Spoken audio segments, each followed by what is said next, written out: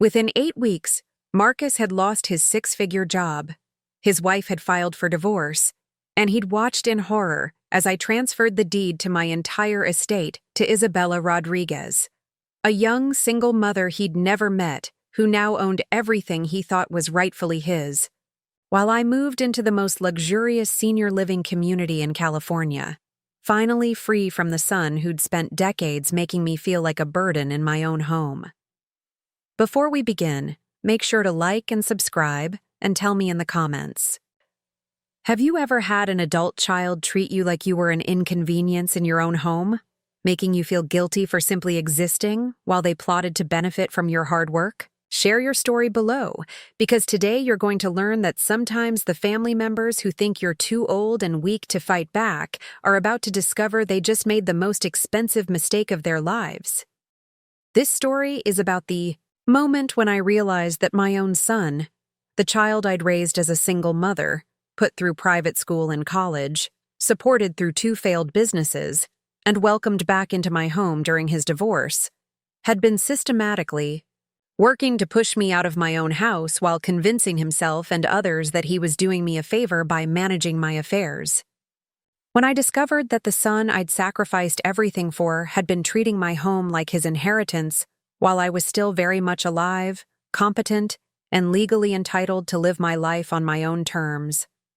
My name is Eleanor Catherine Whitman, and at 70 years old, I thought I was living the dream retirement in my beautifully restored 1920s Victorian home in Pacific Heights, San Francisco, a house I'd purchased in 1987 for $340,000 and had spent 35 years transforming into a showcase property now worth $1.2 million.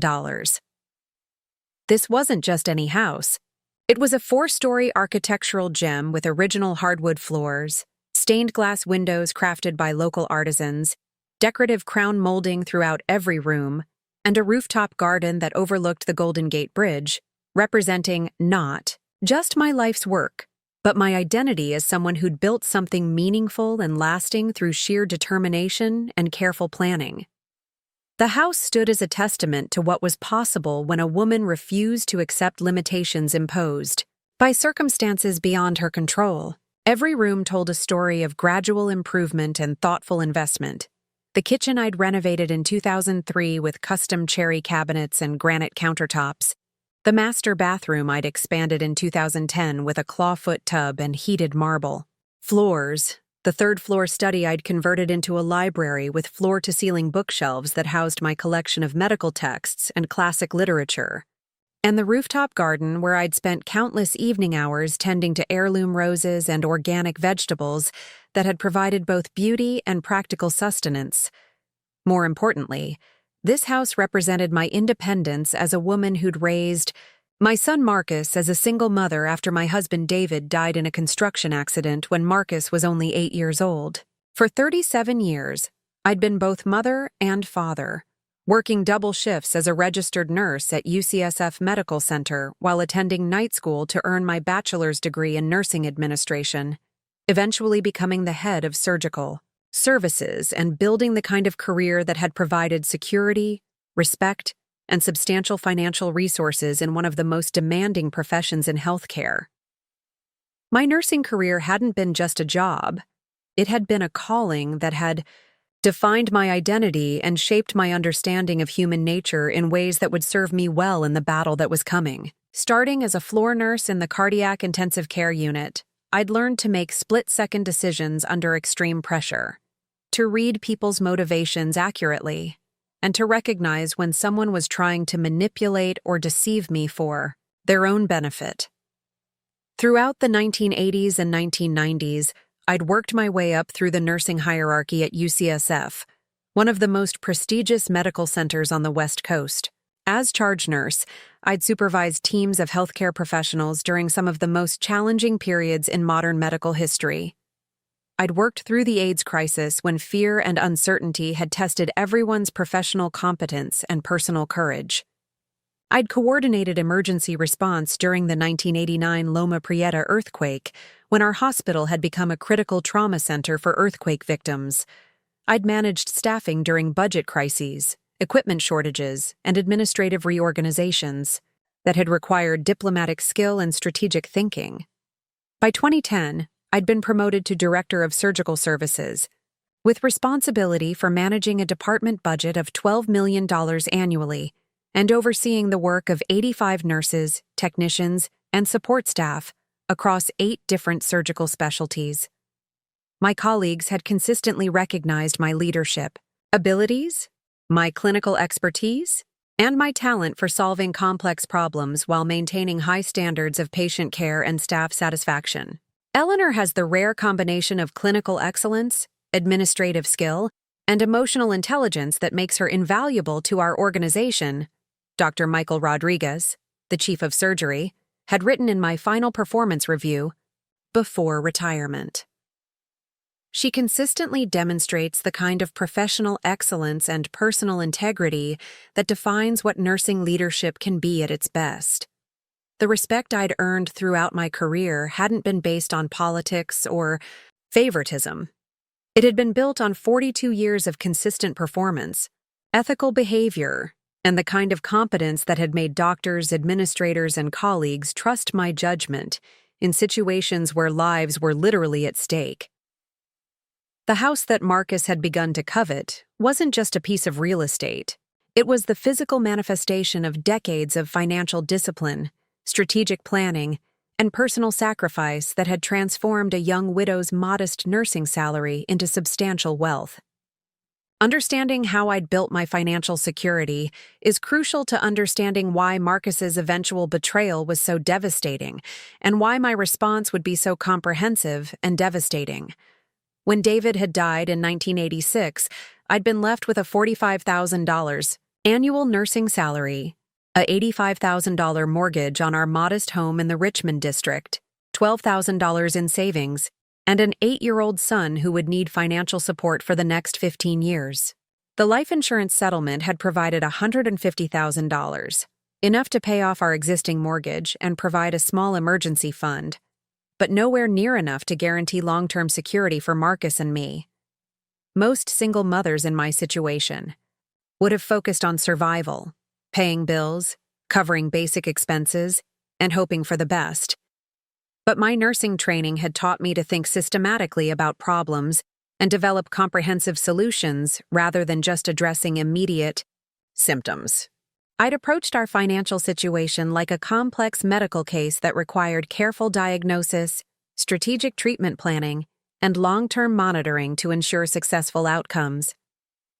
My first decision had been to use David's life insurance, money not for immediate comfort, but for long-term investment in our future security. Instead of buying a larger home or more comfortable lifestyle, I'd purchased the Victorian fixer-upper in Pacific Heights for $340,000.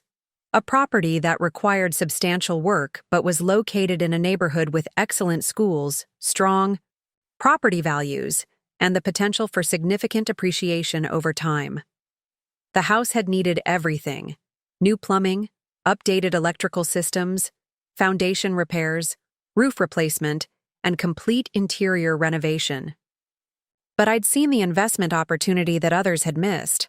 A structurally sound property in a prime location that could be improved gradually over time while providing stable housing for Marcus and me. For the next 15 years, I'd worked double shifts whenever possible, picking up overtime hours and holiday assignments that had paid premium rates, while other nurses had preferred to spend time with their families. Every extra dollar had gone toward house improvements, Marcus's education expenses, or investments that would compound over time to provide long-term security. "Mom, you work too much," Marcus had often complained during his teenage years when I'd missed school events or family activities because of my demanding schedule. "Other kids' parents aren't always at the hospital. Everything I'm doing is for your future," I'd explained to him countless times. "The sacrifices we're making. Now we'll give you opportunities that other children don't have. Someday you'll understand why these choices matter." By 2000, when Marcus had graduated from high school, our financial situation had been transformed through my systematic approach to wealth building. The house had been renovated room by room and was worth $650,000. I'd maximized my contributions to the hospital's 403B retirement plan, and had built an additional investment portfolio worth $180,000 through consistent monthly contributions to index funds and blue-chip stocks. More importantly, I'd saved $120,000 specifically for Marcus's college education, money that would allow him to attend UC Berkeley without student loans while living in a nice apartment and focusing on his studies rather than working part-time jobs to cover expenses. Marcus James Whitman had been my pride and joy since the day he was born on March 15, 1978, 3 years after I'd married his father David during my second year of nursing school. David had been a union electrician with steady work and a gentle personality that had made him a wonderful husband and devoted father, spending his evenings helping Marcus with homework and his weekends teaching him practical skills like woodworking, bicycle repair, and basic electrical work. When David had died in that construction accident, 8-year-old Marcus had lost not just his father, but his primary male role model and the stable family structure that had provided security and normalcy. During his early childhood, the grief had been devastating for both of us, but I'd been determined to ensure that Marcus's future opportunities wouldn't be limited by his father's absence. Becoming a single mother at 28 had been the most challenging experience of my life, but it had also revealed strengths I'd never known I possessed. Balancing full-time work with single parenthood while pursuing my bachelor's degree had required a level of organization, determination, and sacrifice that had shaped every aspect of our family life for the next 17 years. "Mom, you're like a superhero," 8-year-old Marcus had told me one evening when I'd arrived home from a particularly difficult shift at the hospital, still needing to help him with homework and prepare dinner. "You can do anything." That child's faith in my capabilities had motivated me through every challenge we'd faced together. Financial stress when money was tight, academic pressure when Marcus had struggled with certain subjects, social difficulties when he'd felt different from classmates who had two-parent families, and emotional challenges when he'd grieved for the father he'd lost too early. But as Marcus had grown older, his appreciation for my sacrifices had gradually transformed into expectations. That seemed to increase rather than diminish as our financial situation had improved. The child who'd once marveled at my ability to manage everything had become a teenager who'd taken my competence for granted while becoming increasingly demanding about the lifestyle he'd believed he deserved. I'd poured everything I had into ensuring Marcus had every possible opportunity for success.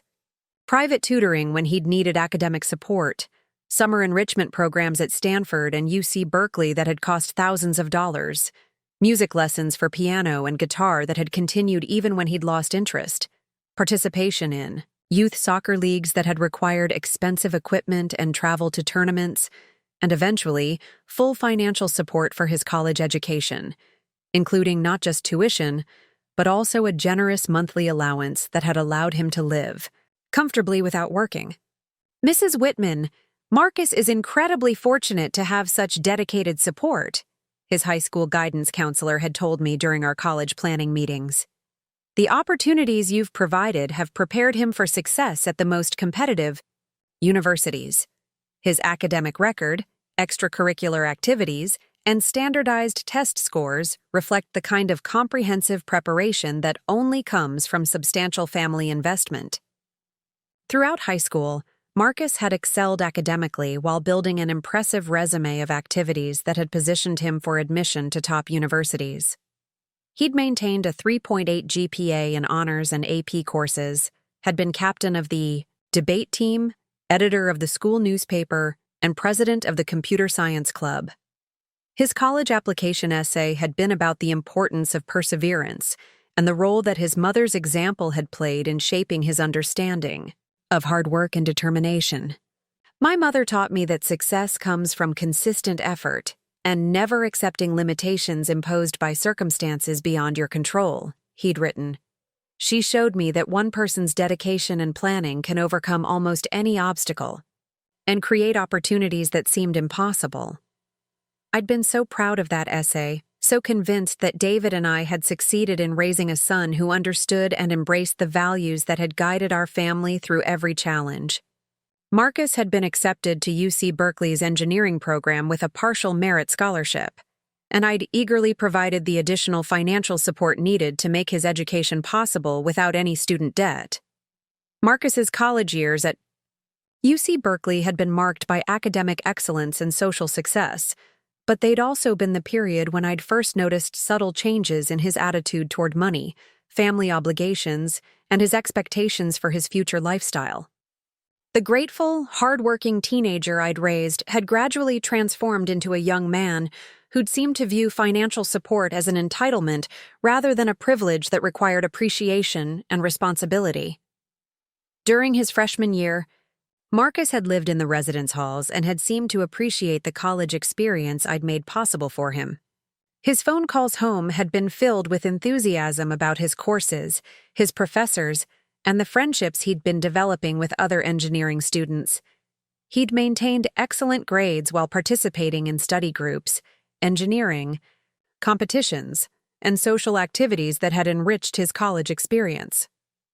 "Mom, Berkeley is everything I hoped it would be," Marcus had told me during one of our weekly phone conversations. "The professors are incredible. The facilities are state-of-the-art, and I'm learning so much. Thank you for making this possible for me." But by his sophomore year, when Marcus had moved into an expensive apartment near campus with 3 roommates, his conversations had begun focusing more on lifestyle complaints and requests for additional financial support rather than gratitude for the opportunities I'd already provided. "Mom, the meal plan food is terrible, and eating out is really expensive," Marcus had complained during one phone call. "Could you increase my monthly allowance so I can buy better groceries and eat at decent restaurants occasionally? Mom, all my friends have cars, and it's really inconvenient to depend on public transportation for everything," he'd said during another conversation. "I found a used Honda that I could buy for $8,000. Could you help me with that? Mom, I need a better computer for my engineering coursework, and the campus computer labs are always crowded." He'd explained when requesting money for a $2,500 laptop that had far exceeded the capabilities required for his academic work. Each request had seemed reasonable in isolation, and I generally agreed to provide the additional support because I'd wanted Marcus to focus on his studies rather than worrying about financial constraints. But looking back now, I can see that my willingness to meet his increasing demands had established a pattern of entitlement that would eventually metastasize into the belief that my resources existed primarily for his benefit. "Eleanor, you're incredibly generous with Marcus," my friend and fellow nurse Patricia Chen had observed during one of our coffee meetings when I'd mentioned the latest financial request. "But I hope you're teaching him to appreciate what you're providing. Some children who receive too much support without earning it can develop unrealistic expectations about money and family obligations." At the time, I'd dismissed Patricia's concerns as overly cautious. Marcus was earning excellent grades, staying out of trouble, and seemed to be developing the kind of professional skills that would lead to career success and financial independence.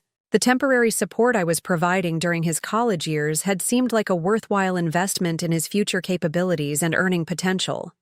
By his senior year, Marcus had been earning a 3.9 GPA in computer science, with a minor in business administration, had completed competitive internships with tech companies in Silicon Valley, and had received multiple job offers from prestigious firms before graduation.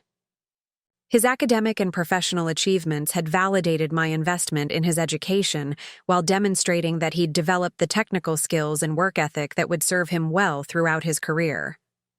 Marcus has exceptional technical abilities and strong leadership potential, his senior project advisor had told me during graduation ceremonies. His combination of programming skills, analytical thinking, and communication abilities will make him very successful in the technology industry. You should be incredibly proud of what you've accomplished in raising such a capable young man. After graduation, Marcus had quickly landed a position as a software engineer with Pinnacle Technologies, a mid-sized firm that specialized in developing enterprise software solutions for financial services companies. His starting salary had been $75,000, excellent for a new graduate, and he'd seemed excited about beginning his professional career and achieving the financial independence that would allow him to build his own life.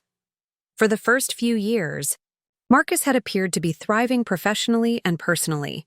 He'd received regular promotions and salary increases, had developed expertise in emerging technologies that had made him valuable to his employers, and had seemed to be building the foundation for long-term career success. He'd rented a nice apartment in Soma, had purchased a reliable car, and had established a social life with other young professionals who shared his interests in technology and outdoor activities. "Of course you can stay here," I'd told him immediately. "Family helps family during difficult times.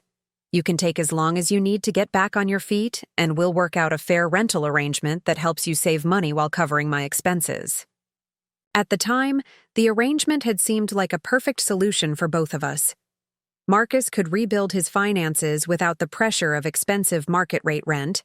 I would have the security of having family nearby, and we could strengthen our relationship while sharing the beautiful home that represented my life's work and his eventual inheritance.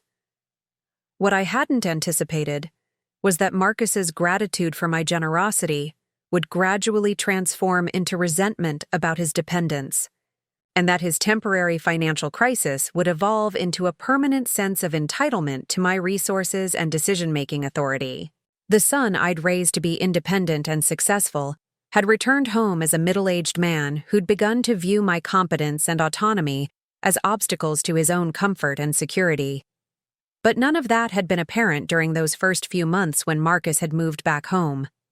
He'd seemed genuinely grateful for my support, had been respectful of my space and routines, and had appeared to be working hard to rebuild his career and restore his financial stability. The woman who'd spent 42 years dealing with people in crisis situations should have recognized the warning signs that Marcus's problems were deeper than temporary financial setbacks. But love, loyalty, and maternal optimism had blinded me to the reality that my son was developing attitudes and expectations that would eventually threaten everything I'd worked to build and protect. Sometimes the people you help the most become the ones who resent you for being strong enough not to need their help in return.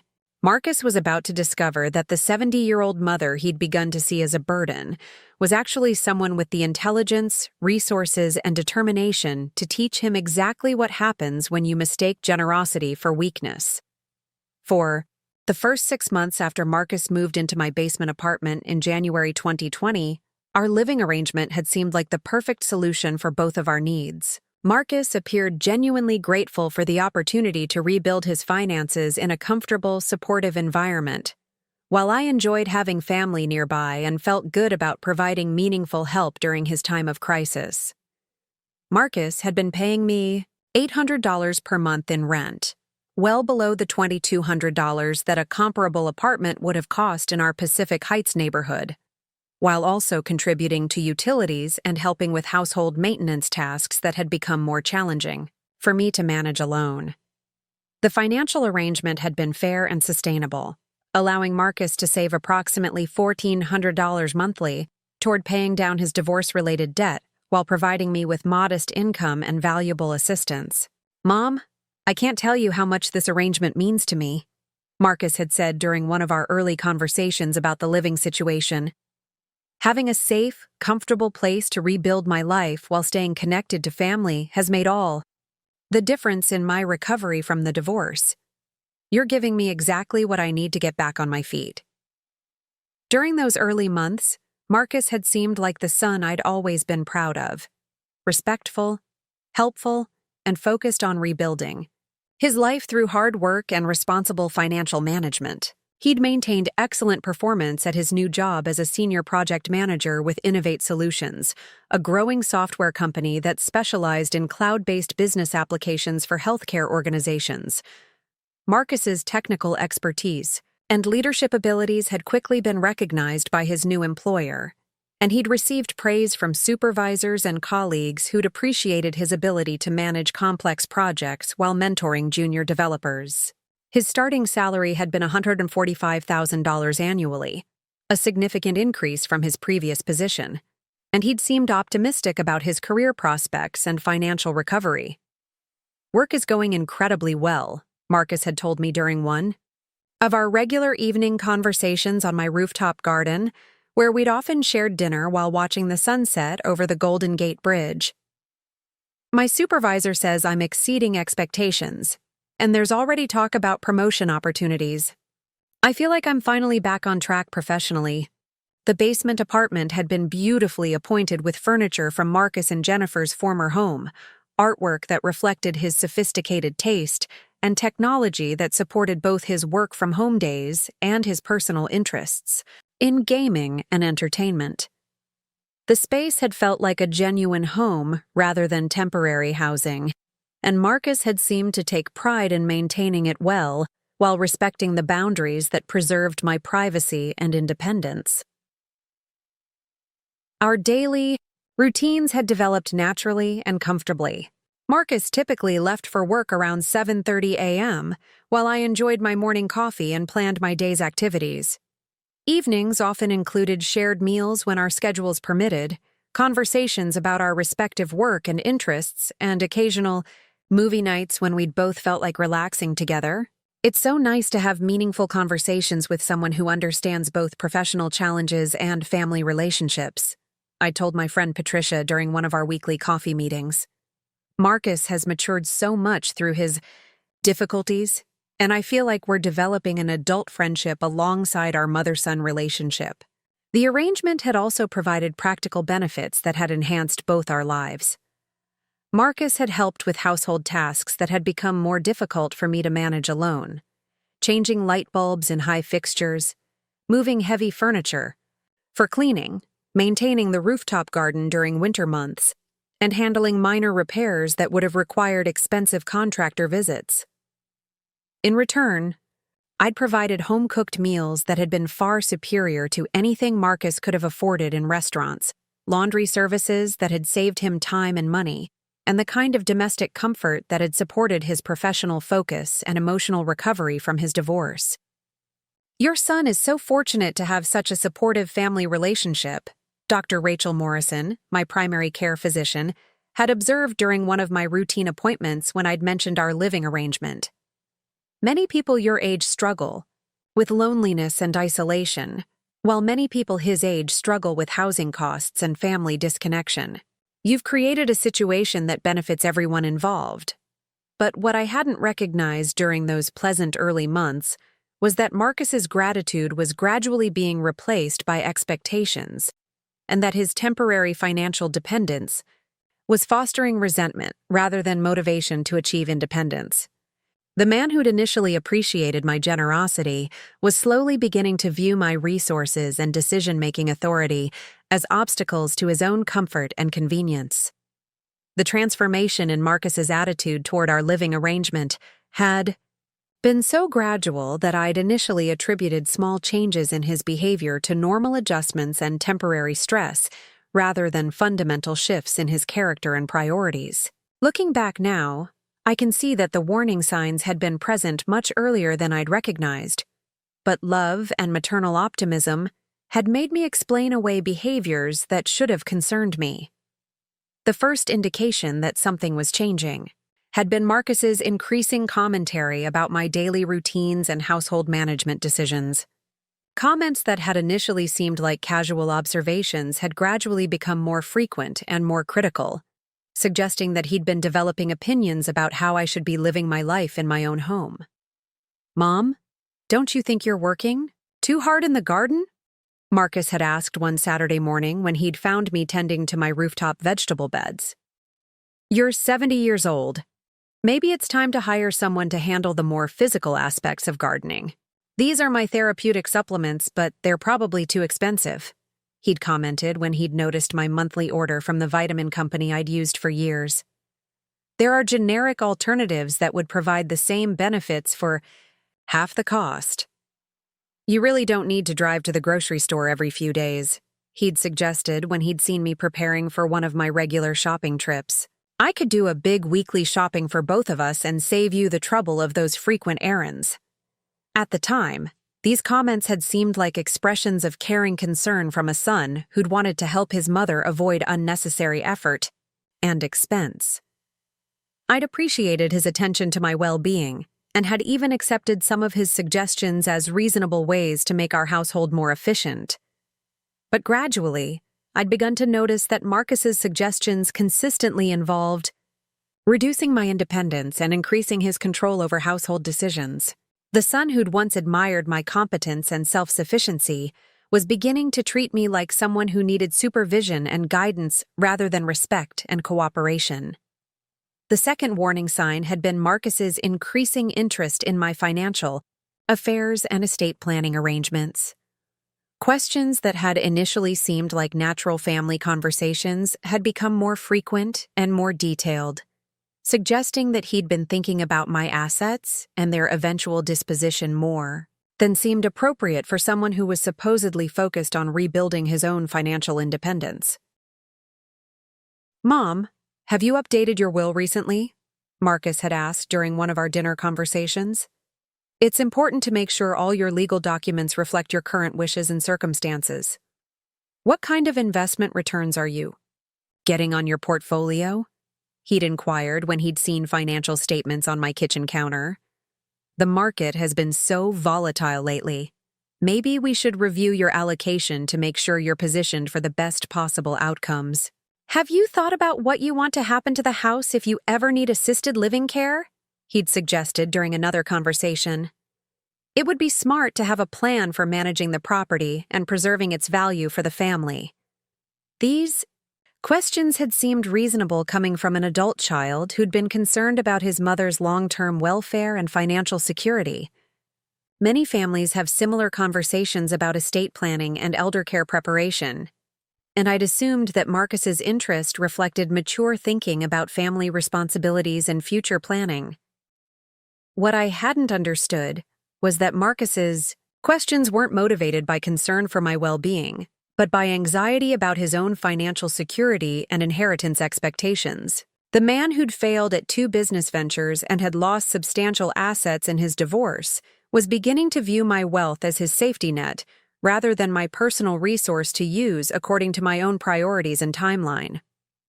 The third warning sign had been subtle changes in how Marcus spoke about our living arrangement and my role in his life. Language that had initially emphasized mutual benefit and temporary assistance had gradually shifted to focus on his needs and my obligations, suggesting that he was beginning to view our relationship as something I owed him, rather than something I chose to provide. "This arrangement is really working well for managing your household expenses," Marcus had said during one conversation, shifting focus from his benefits to mine. "Having someone reliable here to handle maintenance and security issues is probably worth more than the rent you're collecting. I'm glad I can be here to keep an eye on things." He'd mentioned another time when we'd been discussing a minor plumbing repair he'd handled. "You really shouldn't be dealing with these kinds of problems alone at your age. It's convenient that we can coordinate our schedules for grocery shopping and errands," he'd observed, making our separate activities sound like shared responsibilities that required his participation and approval. The language was subtle, but the implication was clear. Marcus was beginning to reframe our voluntary arrangement as something that benefited me more than him, and he was positioning himself as a caretaker whose presence was necessary for my well-being, rather than a tenant who was receiving generous assistance during his own time of need. By the fall of 2020, Marcus's suggestions about my lifestyle and decision-making had become more frequent and more insistent, crossing the line from helpful advice to controlling behavior that had made me increasingly uncomfortable in my own home. The son who'd once respected my independence and competence was treating me like someone who needed constant supervision and guidance. The first major boundary violation had occurred when Marcus had taken it upon himself to research and contact contractors for home maintenance projects without consulting me first. I'd discovered his unauthorized activities when a roofing company had called to schedule an estimate for work I'd never requested. "Marcus, why are contractors calling me about roof inspections?" I'd asked when he'd returned from work that evening. "I noticed some loose shingles that could cause water damage if they're not addressed." he'd replied, as if his concern justified making decisions about my property without my knowledge or consent. I thought it would be smart to get professional assessments before the winter storms arrive. I appreciate your concern, I'd said, trying to remain calm despite my irritation. But this is my house, and I need to be consulted before anyone contacts contractors on my behalf. If there are maintenance issues, we can discuss them, and I'll decide how to handle them.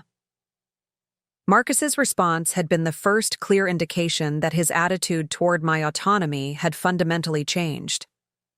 Instead of apologizing for overstepping boundaries, he'd become defensive and had suggested that my reaction was unreasonable. "Mom, I'm just trying to help you maintain the property value and prevent expensive problems," he'd said, his tone suggesting that I was being ungrateful for his initiative. "Someone needs to keep track of these things, and you can't handle everything yourself anymore." The phrase, "you can't handle everything yourself anymore," had been particularly troubling because it suggested that Marcus had made judgments about my capabilities without any evidence that I was struggling with household management. In fact, I'd been maintaining the property successfully for decades and had well-established relationships with reliable contractors for any work that required professional expertise. The second boundary violation had involved Marcus's attempts to involve himself in my medical appointments and healthcare decisions. He'd begun asking detailed questions about my doctor visits, medication regimens, and health status that had gone far beyond normal family concern and had felt like surveillance rather than care. "How did your appointment with Dr. Morrison go?" Marcus had asked after one of my routine checkups. "Did she have any concerns about your blood pressure medication or cognitive function? Are you remembering to take your vitamins consistently?" He'd inquired another time, as if I were a child who needed monitoring rather than an adult who'd been managing my own health care for 70 years. "Maybe I should start coming to your doctor appointments," he'd suggested during a conversation about my upcoming annual physical. "It's important to have an advocate who can ask the right questions and remember all the details." These suggestions had been particularly offensive because they'd implied that I was no longer capable of managing my own healthcare relationships or understanding medical information. As a retired nurse with 4 decades of healthcare experience, I was far more qualified to navigate medical systems and understand treatment options than Marcus was, and his patronizing attitude had been both insulting and concerning. The third major boundary violation had been Marcus's unauthorized review of my financial documents and his subsequent attempts to influence my investment decisions. I'd discovered that he'd been looking through my financial statements when he'd made specific comments about investment performance and account balances that he couldn't have known without accessing my private paperwork. "Mom, I noticed that your portfolio has been pretty conservative lately," Marcus had said during dinner one evening. "You might be missing opportunities for better returns with some of the tech stocks I've been following. Maybe we should schedule a meeting with your financial advisor to discuss some adjustments." "How do you know about my portfolio allocation?" I'd asked, realizing that he must have been examining documents that I'd never shared with him. "I just happened to see some statements on your desk when I was upstairs," he'd replied, as if casual snooping through my private financial information was perfectly acceptable. "I wasn't trying to pry, but I care about your financial security, and I want to make sure you're getting the best possible advice." The violation of my privacy had been bad enough, but Marcus's assumption that he should have input into my investment decisions had been even more troubling. I'd been managing my finances successfully for decades, had built substantial wealth through careful planning and professional guidance, and had no need for advice from someone who'd lost money on failed business ventures and had accumulated substantial debt through poor decision-making. "Marcus, my financial affairs are private, and I don't need your input on investment decisions," I'd said firmly. "I have excellent professional advisors, and I'm completely capable of managing my own portfolio. Please don't look through my personal documents again." Instead of apologizing for violating my privacy, Marcus had become defensive and had suggested that family members should be transparent about financial matters to ensure proper planning and coordination. I'm just trying to make sure you're protected and that the family wealth is being managed properly, he'd said, revealing his assumption that my assets were family wealth rather than my personal property to manage according to my own judgment and priorities. As Marcus's attempts to control my daily activities and decision-making had become more obvious and intrusive, I'd begun to notice that he was also systematically working to limit my social connections and independent activities. The isolation campaign had been subtle at first, but had gradually become more aggressive, as Marcus had apparently realized that my friendships and outside activities provided perspective that might help me recognize his manipulative behavior. The first aspect of the isolation campaign had involved Marcus's increasing criticism of my longtime friendships and his suggestions that my social activities were becoming burdensome or inappropriate for someone my age. Comments that had initially seemed like casual observations had become more frequent and more negative, suggesting that he was trying to undermine my confidence in relationships that had been important sources of support and enjoyment. Your friend Patricia seems to have a lot of opinions about other people's family situations, Marcus had said after one of my coffee meetings with my former nursing colleague. I hope she's not filling your head with unnecessary concerns about our living arrangement. Do you really need to go to book club every week? He'd asked when he'd seen me preparing for one of my regular literary discussions. It seems like a lot of effort for something that's basically just social gossip.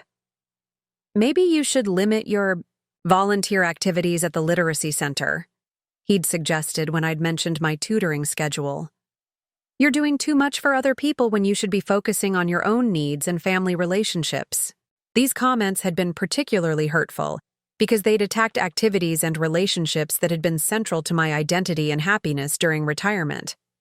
My friendships with other healthcare professionals, my participation in intellectual discussions through book clubs, and my volunteer work with adult literacy programs had provided meaning, purpose, and social connection that had enriched my life and kept me engaged with my community. Marcus's criticism of these relationships and activities had seemed motivated by jealousy rather than concern.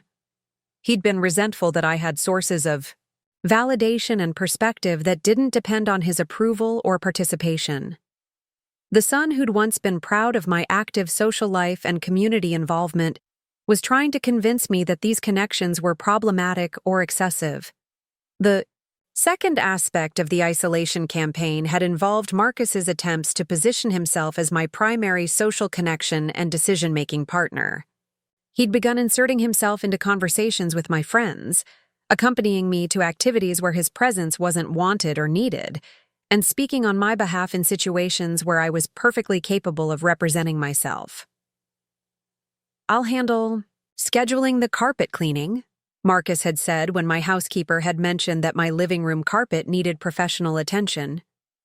Mom shouldn't have to deal with coordinating these kinds of services. Let me talk to the contractor about the garden irrigation system, he'd offered when I'd been planning improvements to my rooftop garden. I can make sure you get fair pricing and quality work. I can drive Mom to her medical appointments from now on, he'd told Dr. Morrison's office when they'd called to confirm my quarterly visit. She shouldn't be driving alone to important medical appointments. These interventions had been presented as helpful assistance, but they'd actually been designed to insert Marcus into relationships and activities where he could monitor my conversations and influence other people's perceptions of my independence and capabilities. By positioning himself as my representative and caretaker, Marcus had been trying to create the impression that I needed supervision and support rather than respect and autonomy. The third aspect of the isolation campaign had been Marcus's systematic efforts to discourage visitors and social activities in our home. Comments about inconvenience, noise, and disruption had been designed to make me feel guilty about maintaining the social connections and hospitality that had always been important aspects of my personality and lifestyle. Your friend Eleanor's visits are pretty disruptive to my work-from-home schedule, Marcus had complained after one of my bridge partners had spent an afternoon playing cards and catching up on neighborhood news. The noise travels through the house and makes it hard for me to concentrate during important video conferences. "Do you really need to host book club here next month?" he'd asked when I'd been planning to have my literary group meet in my living room. "That's a lot of people and activity for you to manage, and it's stressful for me to have strangers in the house. Maybe we should limit dinner guests to immediate family," he'd suggested when I'd been planning a small dinner party for some former colleagues. "Large gatherings are a lot of work for you, and I worry about the security implications of having too many people in the house." These complaints had been particularly manipulative because they'd combined fake concern for my well-being with claims about his own needs and comfort. Marcus had been trying to make me feel guilty about maintaining social connections, while also suggesting that my social activities were becoming burdensome or inappropriate. Perhaps the most disturbing aspect of Marcus's escalating control campaign had been his systematic efforts to create and document supposed evidence of my declining health and mental capacity. The strategy had been sophisticated and calculated, involving manufactured medical concerns, exaggerated reports of minor incidents, and attempts to involve healthcare professionals in validating his claims about my diminished capabilities. The medical concerns campaign had begun with Marcus's increasingly frequent comments about my physical health and his suggestions that normal signs of aging were actually symptoms of serious medical problems that required intervention and supervision. Every minor stumble, moment of forgetfulness, or sign of physical fatigue had been treated as evidence of significant decline rather than normal variations in daily energy and attention. "Mom, I'm worried about your balance," Marcus had said after I'd momentarily steadied myself while getting up from a low garden chair. "You seem to be having more trouble with stability lately. Maybe we should schedule an appointment with a neurologist to rule out any serious issues." "You've been forgetting things more often," he'd observed when I'd asked him to remind me about a scheduled maintenance appointment. "Last week you forgot about your dentist appointment, and yesterday you couldn't remember whether you'd taken your morning vitamins. These memory lapses could be signs of cognitive decline. Your hands shake sometimes when you're pouring coffee," he'd pointed out during breakfast one morning. "That could indicate neurological problems that need medical evaluation. We should mention it to Dr. Morrison during your next appointment." These observations had been particularly manipulative because they'd taken normal, minor variations in physical and mental function and had reframed them as symptoms of serious medical conditions that required intervention. Every 70-year-old person occasionally forgets minor details, experiences momentary balance adjustments, or has slight hand tremors due to caffeine, fatigue, or normal aging. But Marcus had been cataloging these incidents as if they were evidence of significant decline. The second aspect of the medical concern strategy had involved Marcus's attempts to involve my healthcare providers in validating his concerns about my condition. He'd begun requesting to accompany me to medical appointments, had prepared lists of supposed symptoms and incidents to discuss with my doctors, and had tried to position himself as a reliable reporter of my health status. "I'd like to start coming to Mom's appointments so I can provide additional information about symptoms she might not remember or think to mention," Marcus had told Dr. Morrison's office when scheduling my routine physical. "I'm with her every day, and I've noticed some changes that could be medically significant. Here's a list of incidents and symptoms I've observed over the past few months," he'd said during my appointment, producing a written document that had detailed supposed memory lapses, balance problems, and confusion episodes that had been either exaggerated or completely fabricated. "I'm concerned that these could indicate early-stage dementia or other neurological conditions. I think Mom needs more comprehensive cognitive testing," he'd suggested to Dr. Morrison.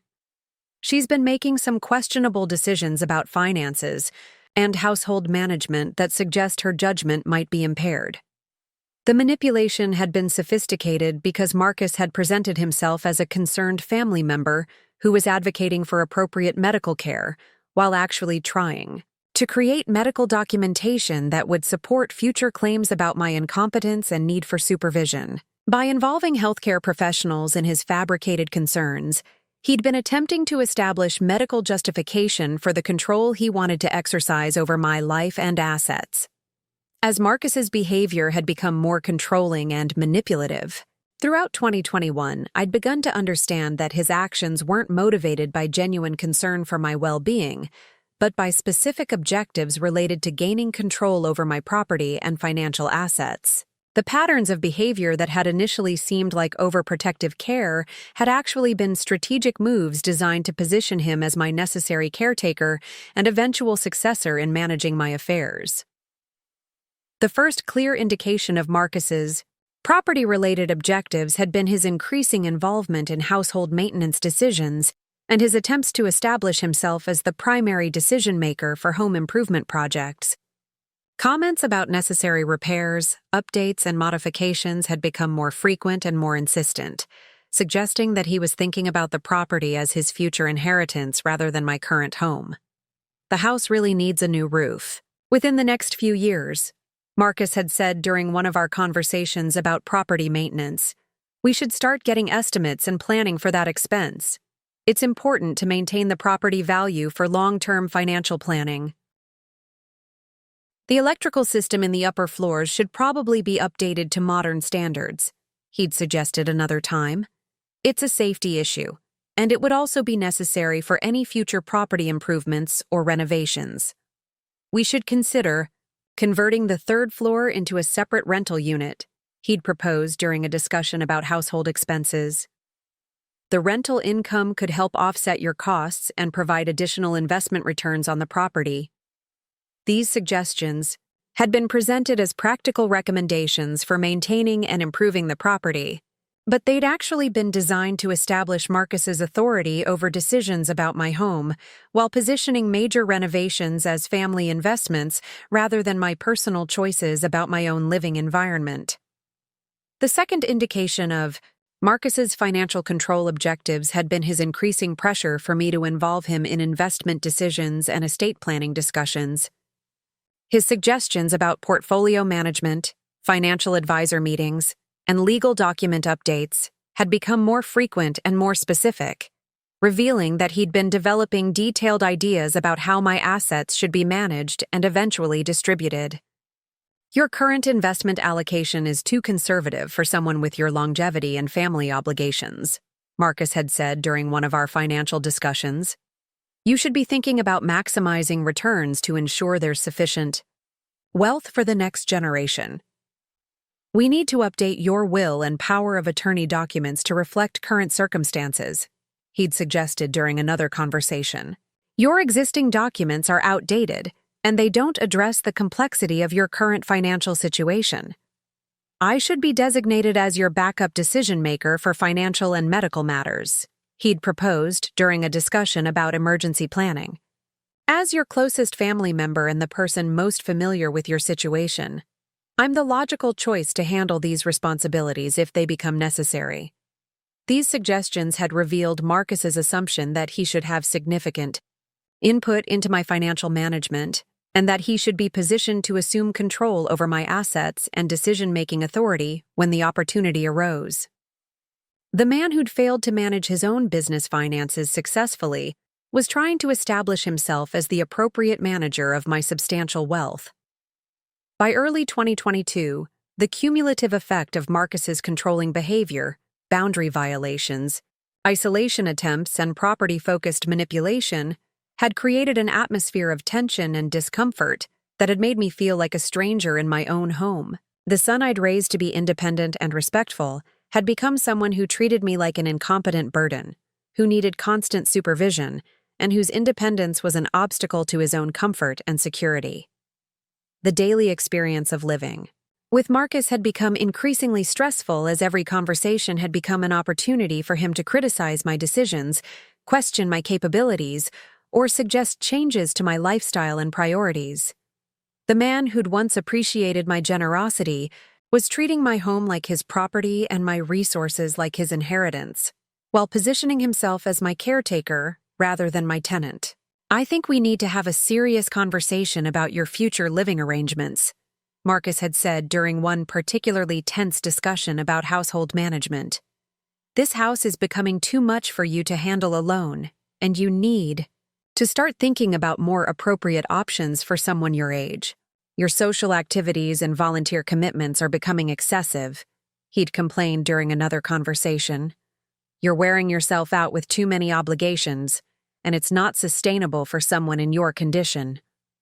Your financial decisions aren't as sound as they used to be, he'd suggested when I'd mentioned a charitable donation I'd planned to make. You need someone with better judgment to help you avoid making mistakes that could jeopardize your long-term security.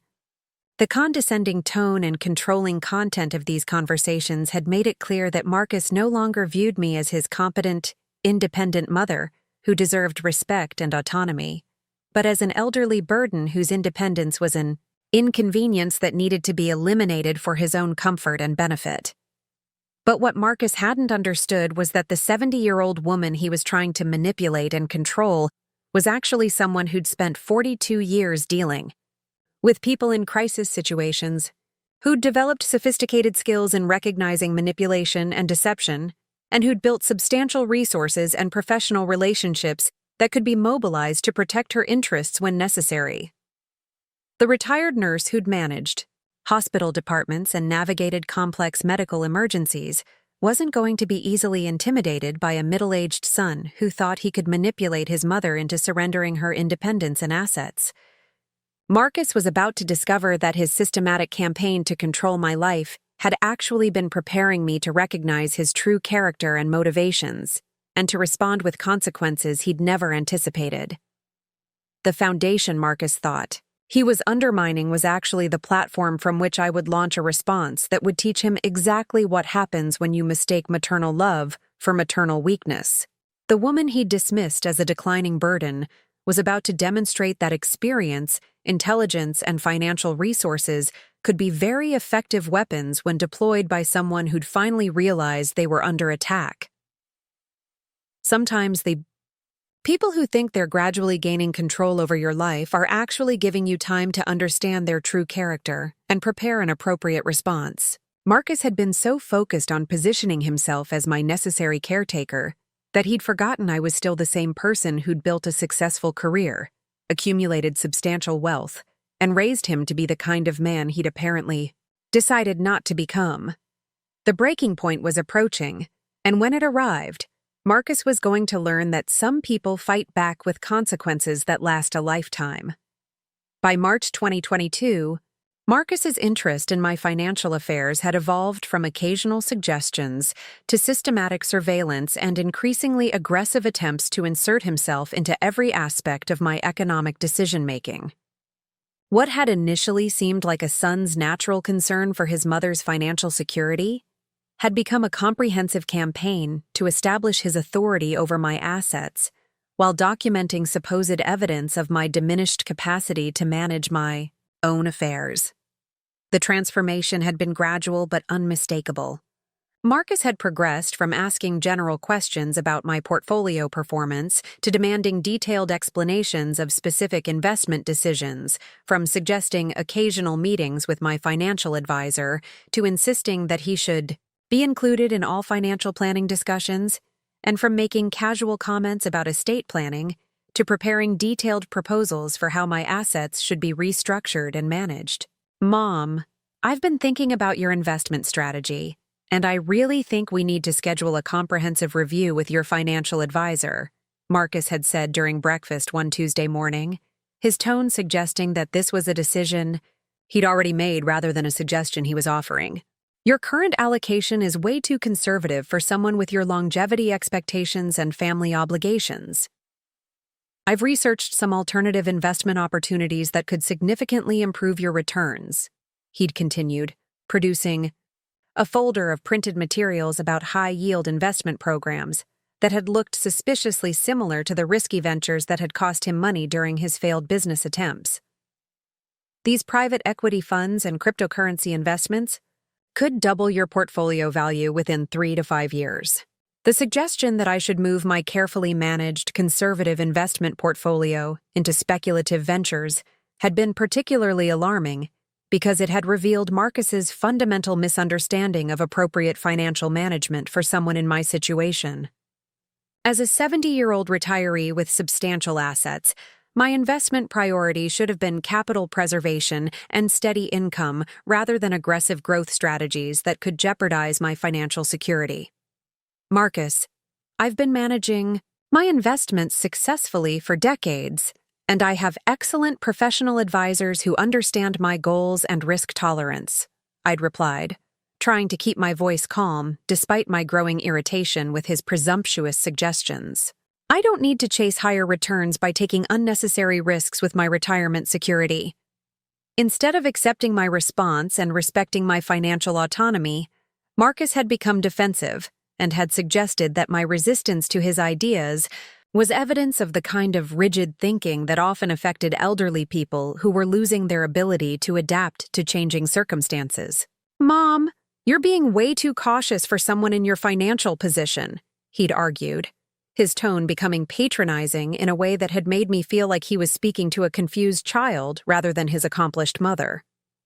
"You have enough wealth to take some calculated risks that could provide much better outcomes for the family. Your current approach is actually harmful to our long-term financial planning." The phrase, "our long-term financial planning," had been particularly troubling because it had revealed Marcus's assumption that my assets were family resources that should be managed according to his priorities rather than my personal property to use according to my own judgment and timeline. The man who'd accumulated substantial debt through poor business decisions was trying to convince me that his financial expertise was superior to the careful planning that had built my wealth over decades. But Marcus's most disturbing financial manipulation had been his systematic efforts to gain access to my banking and investment accounts through a combination of technical surveillance and document theft. I'd first noticed the unauthorized access attempts when my bank had called to verify unusual online login activities from devices I'd never used. "Mrs. Whitman, we're calling to confirm some recent online banking activity that seems inconsistent with your normal patterns," the security representative from Wells Fargo had explained during a phone call that had initially confused me. "Someone has been attempting to access your accounts using correct login credentials, but from devices and locations that don't match your historical activity. I haven't been trying to access my accounts from any unusual devices," I'd replied, immediately realizing that someone else must have obtained my login information. "Can you tell me what kind of access was attempted and when these incidents occurred?" The bank's security investigation had revealed that someone had been systematically attempting to access my checking account, savings account, and investment account using my correct username and password, but from Marcus's laptop and smartphone, during times when I'd been away from the house for medical appointments, social activities, or volunteer work. The revelation that Marcus had been secretly accessing my financial accounts had been devastating, not just because of the privacy violation, but because it had demonstrated the calculated nature of his manipulation campaign.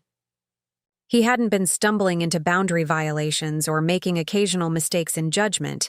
He'd been systematically stealing my personal information and monitoring my financial activities without my knowledge or consent. "Marcus, the bank called me about unauthorized access attempts to my accounts." I'd confronted him that evening when he'd returned from work. "They traced the login attempts to your devices. You've been accessing my banking information without my permission." His response had been even more disturbing than the initial violation. Instead of apologizing or expressing remorse for violating my privacy and trust, Marcus had become defensive and had tried to justify his actions as necessary monitoring to protect me from potential financial mistakes or fraudulent activity. "Mom, I was just checking to make sure everything looked normal," he'd said, as if surveillance of my private financial accounts was a reasonable precaution rather than a serious violation of my autonomy and privacy.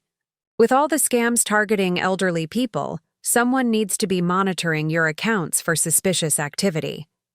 I never gave you permission to access my financial information," I'd replied, my voice rising despite my efforts to remain calm.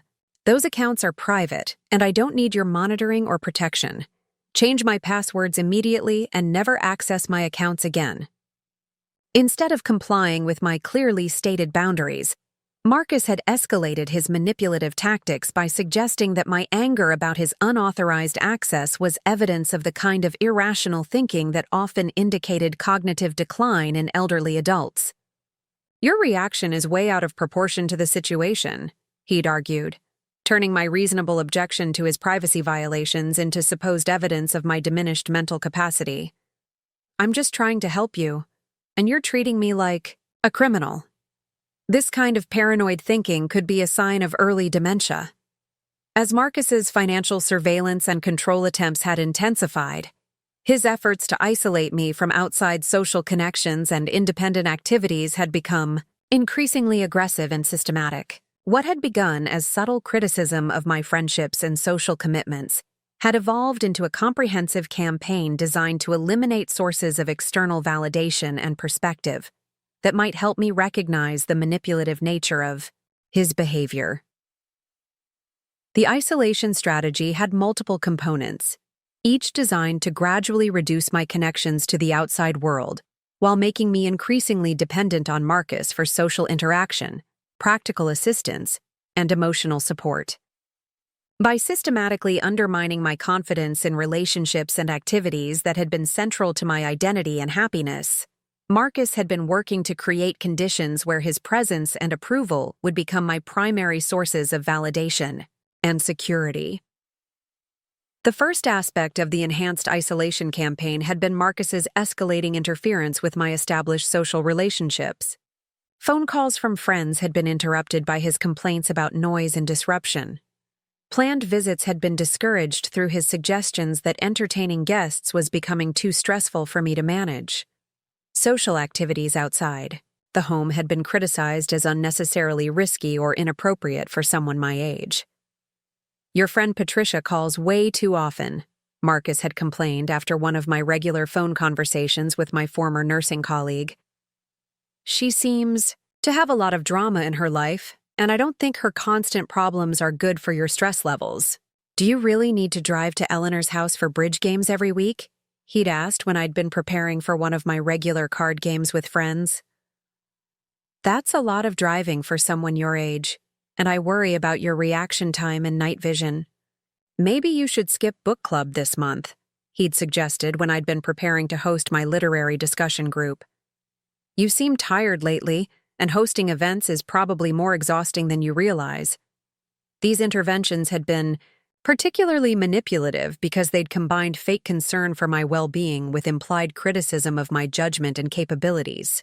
Marcus had been systematically attempting to convince me that activities I'd enjoyed for years were becoming burdensome or inappropriate, while positioning himself as the caring family member who was protecting me from my own poor decisions.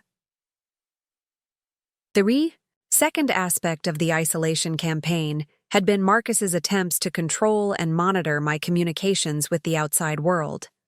He'd begun intercepting my mail, screening my phone calls, and inserting himself into conversations with service providers, healthcare professionals, and community organizations where I'd been involved as a volunteer or participant. "I'll handle scheduling your next medical appointment," Marcus had told Dr. Morrison's office when they'd called to confirm my quarterly visit. "Mom has been having some confusion with dates and times lately, so it's better if family members manage her appointments. Let me talk to the contractor about the garden irrigation repairs," he'd offered when a landscaping company had called about maintenance work I'd requested. "Mom doesn't always understand the technical details of these projects, and I want to make sure she doesn't get taken advantage of. I'll coordinate with the Literacy Center about Mom's volunteer schedule," he'd told the program coordinator when she'd called about my tutoring commitments. "Her health hasn't been great lately, so we need to make sure she's not overcommitting herself." These interventions had been designed to create the impression among my social and professional contacts that I was experiencing cognitive decline and needed family supervision for routine activities. By positioning himself as my necessary representative and caretaker, Marcus had been working to establish a public narrative that would support future claims about my incompetence and need for protective supervision. The third component of the isolation campaign had been Marcus's systematic efforts to undermine my confidence in my own judgment and decision-making abilities. Through constant criticism, contradictory advice, and suggestions that my choices were becoming questionable or harmful, he'd been working to convince me that I needed his guidance and approval for increasingly basic aspects of daily life. You sure you want to wear that outfit to your medical appointment? Marcus had asked one morning when I'd been dressed in clothing I'd considered perfectly appropriate for a routine doctor visit. You might want to choose something more conservative, so Dr. Morrison takes you seriously. I don't think you should drive to the grocery store today, he'd suggested when I'd been preparing for a routine shopping trip. The weather forecast mentions possible afternoon showers, and you shouldn't be driving in potentially dangerous conditions. Maybe you shouldn't make that donation to the literacy center right now, he'd said when I'd been preparing a check for my annual contribution to the organization where I'd volunteered. You should probably wait until we've reviewed your overall financial situation more carefully. These constant suggestions and corrections had been designed to create self-doubt about my capabilities, while positioning Marcus as the source of reliable judgment and appropriate guidance. The cumulative effect had been to make me question decisions I'd been making successfully for decades while becoming increasingly dependent on Marcus's approval and direction. Perhaps the most disturbing escalation in Marcus's manipulation campaign had been his increasingly sophisticated efforts to create medical documentation that would support claims about my cognitive decline and need for protective supervision. What had begun as casual comments about my health and suggestions for additional medical attention had evolved into a systematic campaign involving multiple healthcare providers and fabricated evidence of mental and physical deterioration. Medical manipulation had multiple objectives, each designed to establish legal and medical justification for Marcus to assume control over my healthcare decisions, financial management, and living arrangements. By creating an official record of cognitive decline and diminished capacity, Marcus had been working to build a foundation for guardianship proceedings that would give him legal authority over every aspect of my life, while making it appear that his intervention was medically necessary rather than financially motivated. The first component of the medical manipulation had been Marcus's systematic documentation of supposed symptoms and incidents that he'd either exaggerated dramatically or fabricated entirely. Using his technological skills and attention to detail, he'd created comprehensive records of alleged memory lapses, confusion episodes, balance problems, and decision-making errors that he'd planned to present to healthcare professionals as evidence of my declining condition. I've been keeping track of Mom's symptoms because I'm really concerned about her cognitive function, Marcus had told Dr. Morrison during my annual physical examination, producing a typed document that had listed dozens of alleged incidents over the previous 6 months. She's been having frequent memory lapses, confusion about dates and appointments, difficulty with basic tasks like medication management, and some concerning changes in judgment and decision-making. The document had been sophisticated and convincing, with specific dates, times, and detailed descriptions of supposed incidents that had sounded medically plausible to someone who wasn't familiar with my actual daily functioning. Marcus had described episodes of forgetting family members' names, getting lost while driving familiar routes, leaving appliances on overnight, and making inappropriate financial decisions that had suggested significant cognitive impairment. Last, Tuesday, Mom couldn't remember my name for several minutes, one entry had claimed. She seemed confused about who I was and asked me multiple times why I was in her house. On March 15th, Mom got lost driving to her regular grocery store and couldn't remember how to get home, another entry had alleged. A neighbor had to help her find her way back, and she seemed very disoriented and frightened. Mom has been leaving the stove on overnight and doesn't remember cooking meals, a third entry had documented. Yesterday, I found her trying to cook the same meal 3 times because she'd forgotten that she'd already eaten dinner. Every item on Marcus's list had been either a complete fabrication or a dramatic exaggeration of minor normal incidents that he'd reframed as symptoms of serious cognitive decline. The occasional moment of forgetfulness that every 70-year-old person experiences had been transformed into evidence of dementia. Minor navigation errors that everyone makes had been described as getting lost and disoriented. Normal variations in daily routine had been characterized as dangerous confusion and poor judgment. The second component of the medical manipulation had been Marcus's attempts to influence my healthcare provider's assessments and recommendations through his role as my accompanying family member and primary reporter of my health status. By positioning himself as a reliable witness to my condition and an advocate for appropriate medical intervention, he'd been working to convince doctors that I needed more comprehensive evaluation and possibly protective care arrangements. "I think Mom needs more extensive cognitive testing," Marcus had suggested to Dr. Morrison during my appointment. "The symptoms I've documented suggest that her condition might be progressing faster than previous assessments indicated." "Has Mom mentioned any of these incidents to you?" he'd asked, implying that my failure to report his fabricated symptoms was evidence of either poor memory or deliberate concealment of my problems. "She doesn't seem to recognize how serious some of these episodes have been. I'm worried about Mom's safety living alone," he'd continued, despite the fact that I wasn't living alone and was demonstrating complete competence in managing my household and personal affairs. "These cognitive changes are affecting her judgment about basic safety issues like cooking, driving, and medication management." The manipulation had been particularly effective because Marcus had presented himself as a concerned family member who was advocating for appropriate medical care, rather than someone who was working to manufacture evidence of my incompetence for his own benefit. Healthcare providers had naturally been inclined to take his report seriously and to err on the side of caution when evaluating potential cognitive decline in an elderly patient.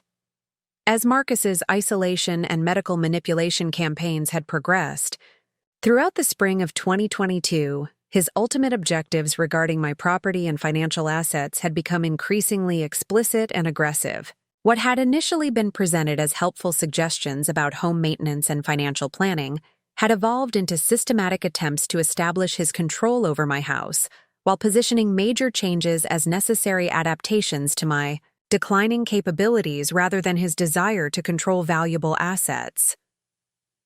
The property takeover strategy had been sophisticated and multifaceted, involving legal research, contractor consultations, and financial planning that had revealed the depth of Marcus's preparation for assuming control over my real estate. He'd apparently been developing detailed plans for months, researching legal procedures for property transfers, investigating renovation options that would maximize property value, and identifying potential rental income strategies that would benefit his financial situation.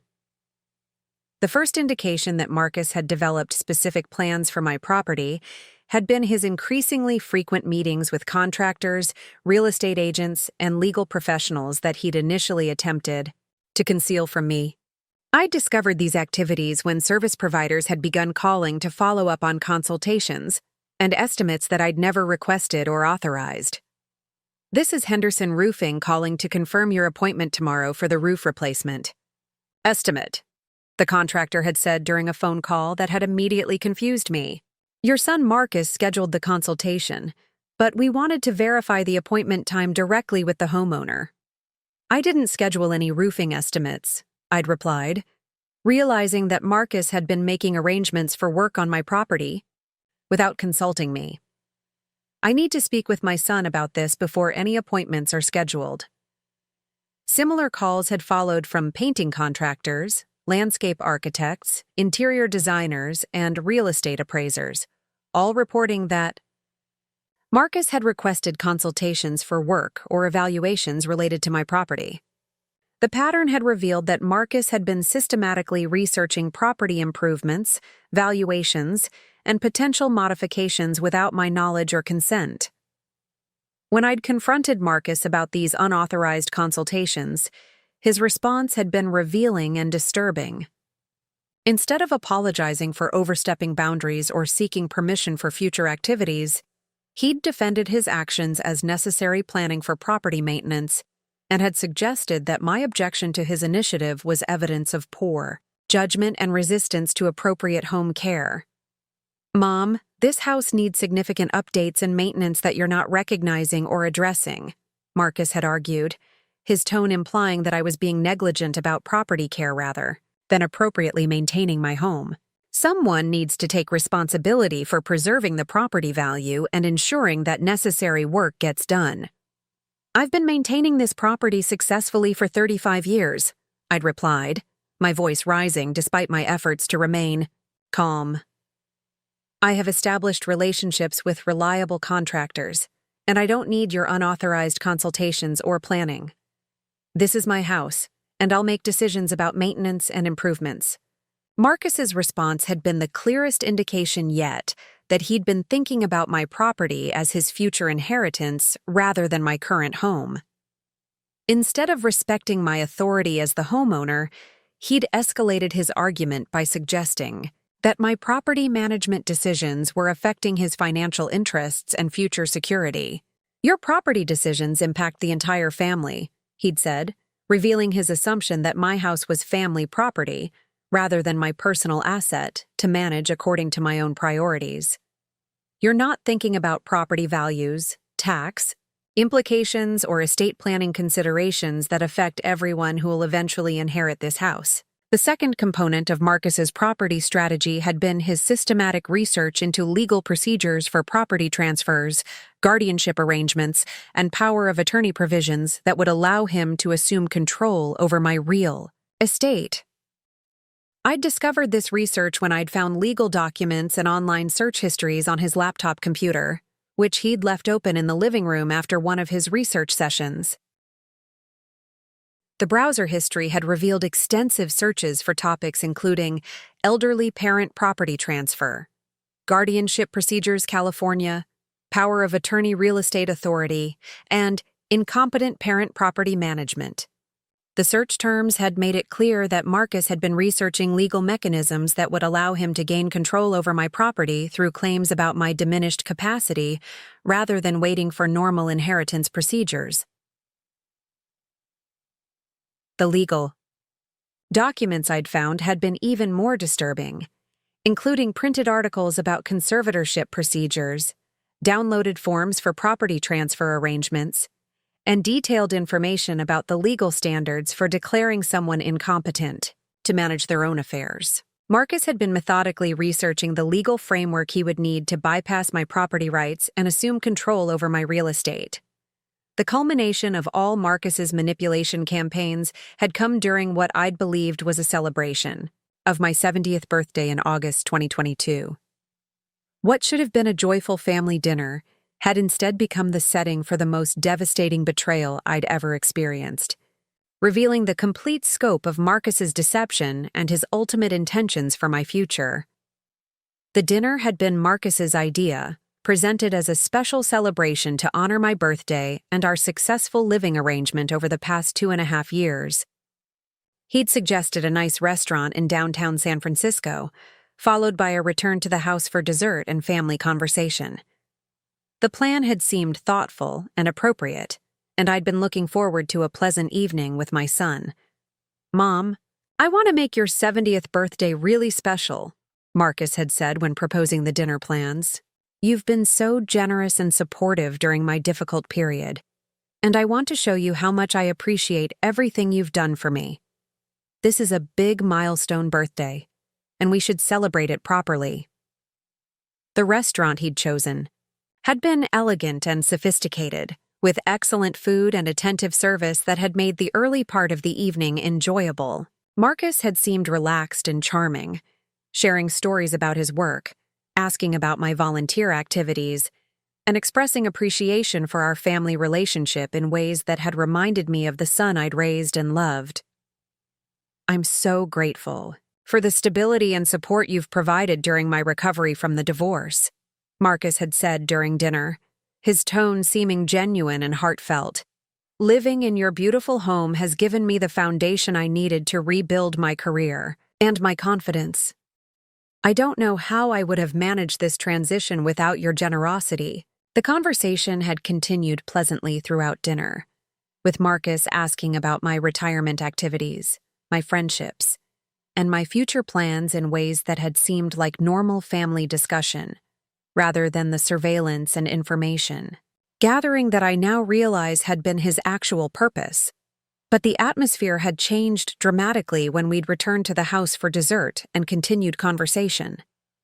Marcus had opened a bottle of expensive wine that he'd purchased for the occasion, and we'd settled in the living room with birthday cake and coffee for what I'd expected to be a relaxing conclusion to a lovely evening. "Mom, there are some things we need to discuss about your future," Marcus had begun, his tone shifting from celebratory to serious in a way that had immediately made me uncomfortable. "I've been thinking a lot about your living situation, your health, and your long-term care needs."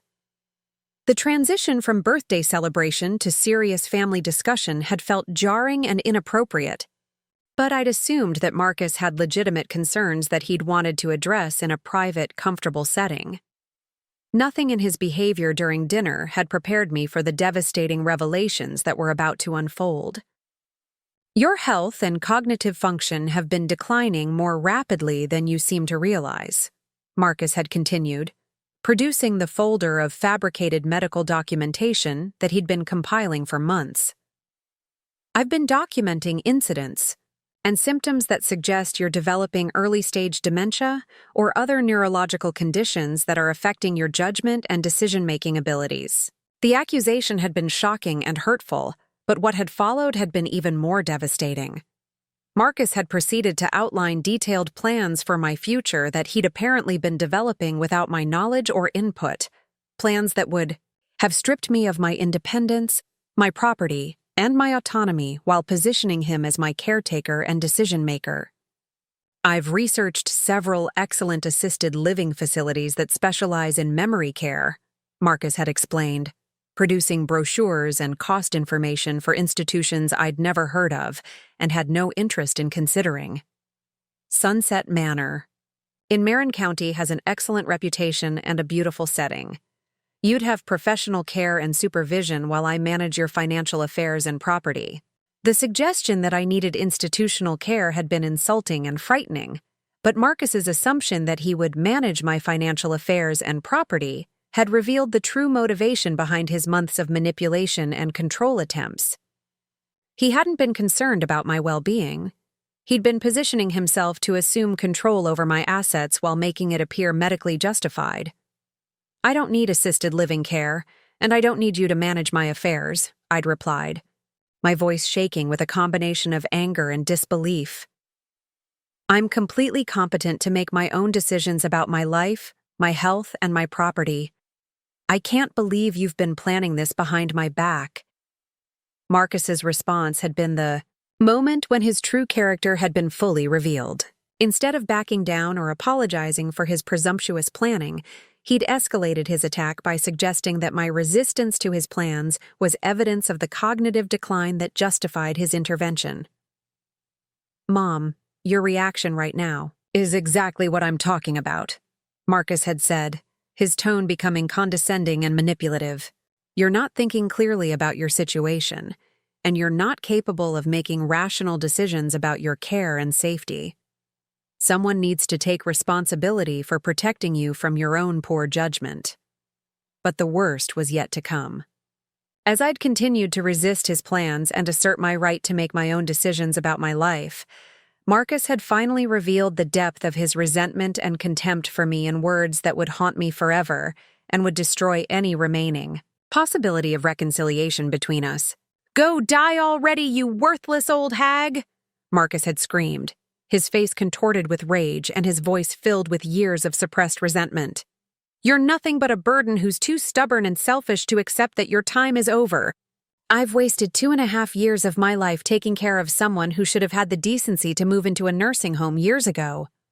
The words had hit me like physical blows, not just because of their cruelty, but because they'd revealed that everything I'd believed about our relationship had been a lie.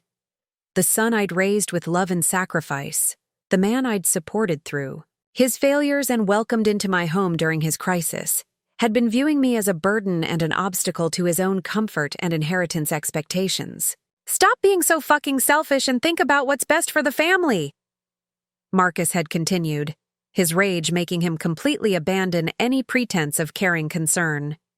This house should have been mine years ago, and your stubborn refusal to accept reality is ruining everyone's future planning.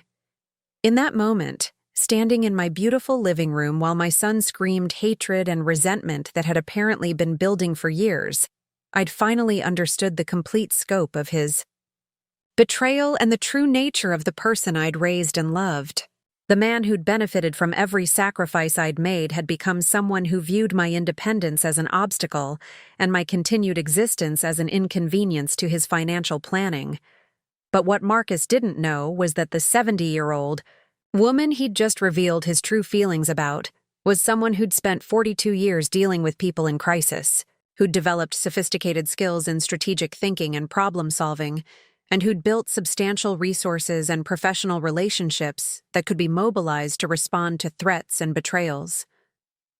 The retired nurse who'd managed complex medical emergencies and hospital department budgets wasn't going to be destroyed by a middle-aged son who thought he could intimidate his mother into surrendering her life and assets. Marcus had just made the biggest mistake of his life, and he was about to discover exactly what happened when you underestimated someone who'd spent decades dealing with people who thought they were smarter and more powerful than everyone else in the room. Sometimes the people who think they've been carefully positioning themselves to control your life have actually been giving you all the information you need to destroy theirs. Marcus's birthday dinner revelation had finally shown me who he really was, and now it was time for him to learn who I really was when someone threatened everything I'd worked to build and protect. The breaking point had been reached, and the consequences were about to begin. The morning after Marcus's devastating birthday dinner outburst, I woke up in my bedroom with a clarity of purpose I hadn't experienced since my nursing days, when a medical emergency required immediate, decisive action to save a patient's life. The shock and heartbreak of discovering my son's true character had been replaced by the cold, analytical thinking that had served me well throughout my career when dealing with people who thought they could manipulate, intimidate, or deceive me. Lying in bed at 5:30 a.m., watching the early morning light filter through the stained glass windows I'd lovingly restored over the years, I realized that Marcus's cruel revelation had actually been a gift. For months, I'd been confused by his changing behavior, hurt by his controlling attitude, and uncertain about how to respond to his boundary violations. But his screamed declaration that I was a worthless old hag who should go die already had finally shown me exactly who he was and what he deserved. The son I'd raised with love and sacrifice had become a predator who viewed my independence as an obstacle and my continued existence as an inconvenience to his inheritance planning. The man I'd supported through his failures and welcomed into my home during his crisis had been systematically working to destroy my autonomy while convincing himself that his manipulation was justified. But what Marcus had fatally miscalculated was the character and capabilities of the woman he'd decided to target. As I made my morning coffee and sat in my kitchen overlooking the Golden Gate Bridge, I began developing a response strategy that would demonstrate exactly what happened when a failed businessman tried to manipulate a woman who'd spent 42 years managing complex situations and difficult people. The retired nurse who'd handled medical emergencies, managed million-dollar budgets, and supervised teams of healthcare professionals was about to teach Marcus the most expensive lesson of his life about respect, consequences, and the difference between maternal love and maternal weakness. But my response wouldn't be emotional or reactive. It would be systematic, comprehensive, and completely devastating, designed to ensure that Marcus faced appropriate consequences for his betrayal while protecting me from any future attempts at manipulation or control. The foundation of trust and family loyalty that had made his deception possible would become the platform from which I would launch a counterattack that would destroy everything he'd been working to steal. My first priority had been to protect my assets and legal rights from any future attempts by Marcus to implement his guardianship and property control plans.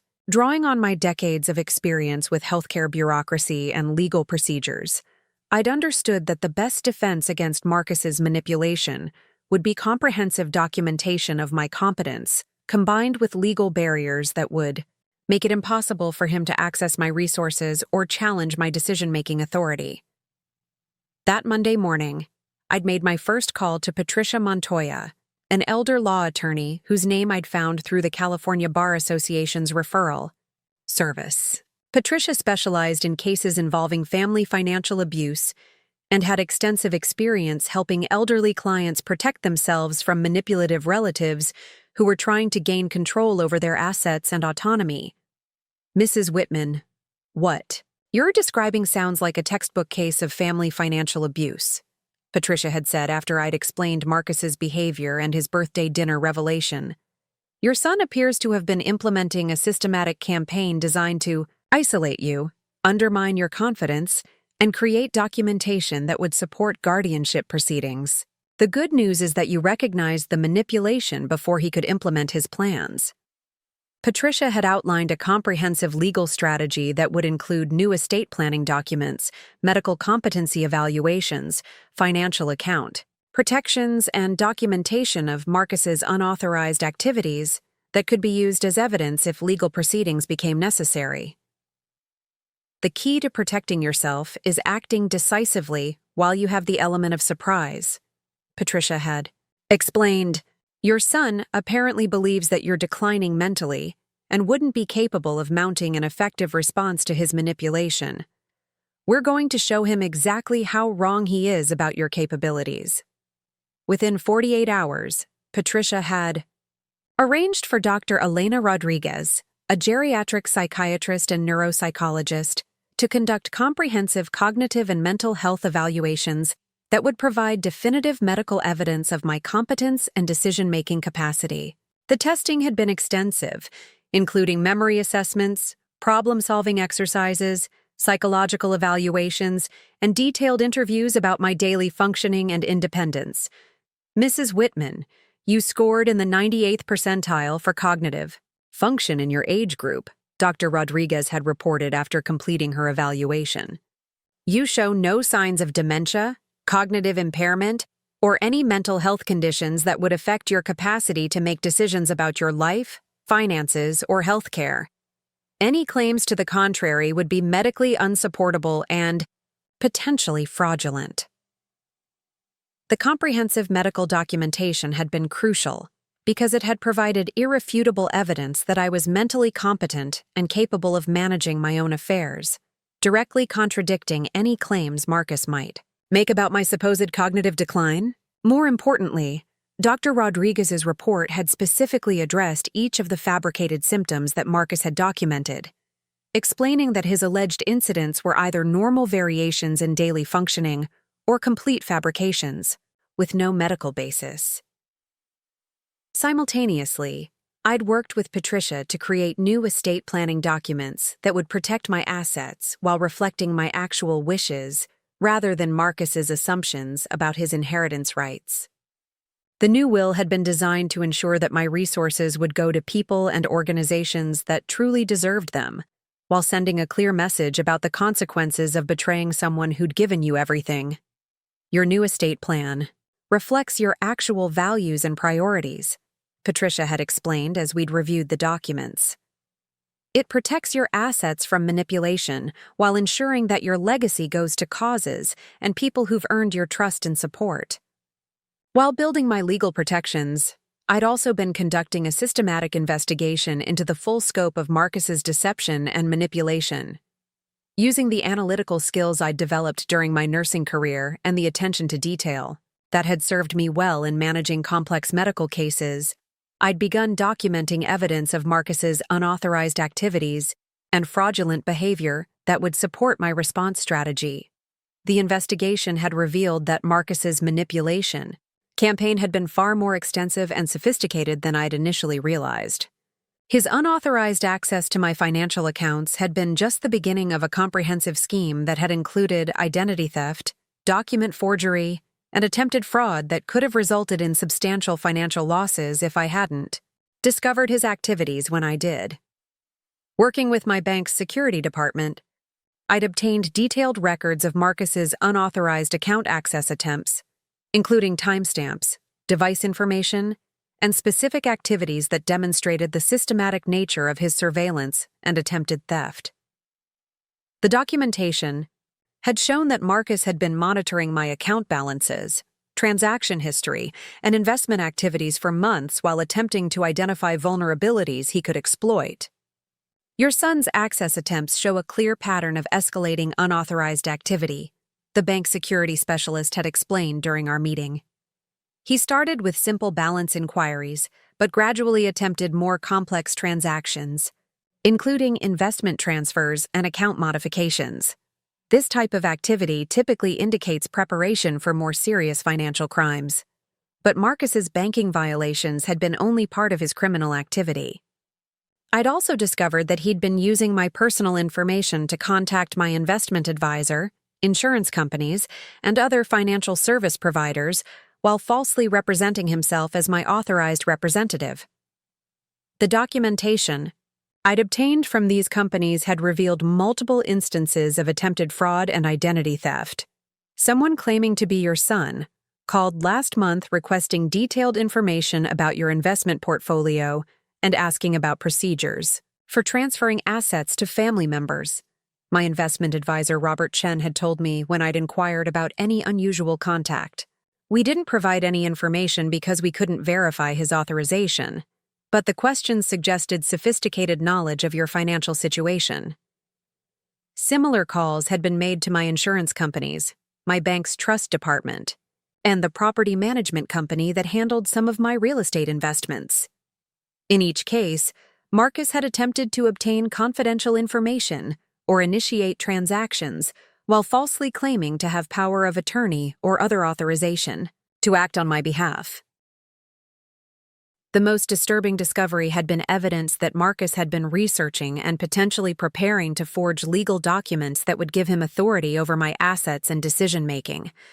Computer forensics analysis of his laptop had revealed downloaded forms, research into legal procedures, and draft documents that suggested he'd been planning to create fraudulent power of attorney and guardianship papers.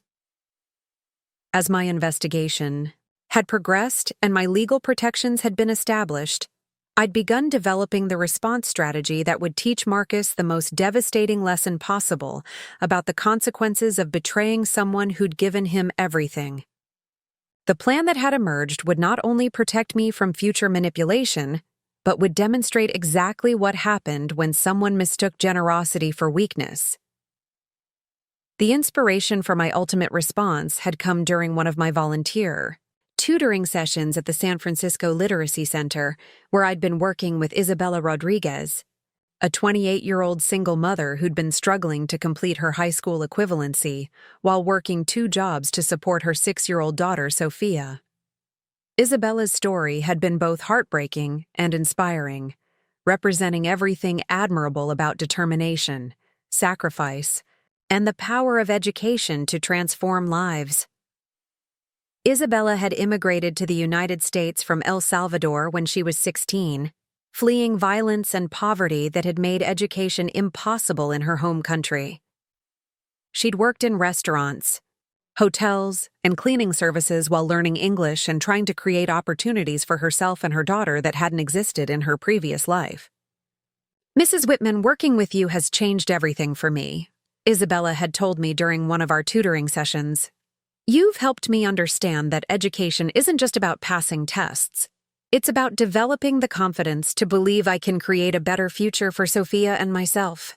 Isabella's intelligence, work ethic, and determination had reminded me of my own younger self when I'd been struggling to build a career and raise Marcus as a single mother.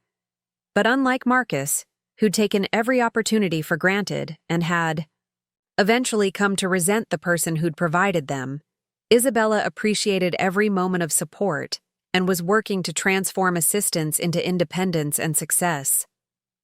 Through our months of working together, I'd learned that Isabella was living in a small apartment in the Mission District with Sophia, paying $2,100 monthly rent that consumed more than half her income from working as a restaurant server and weekend house cleaner.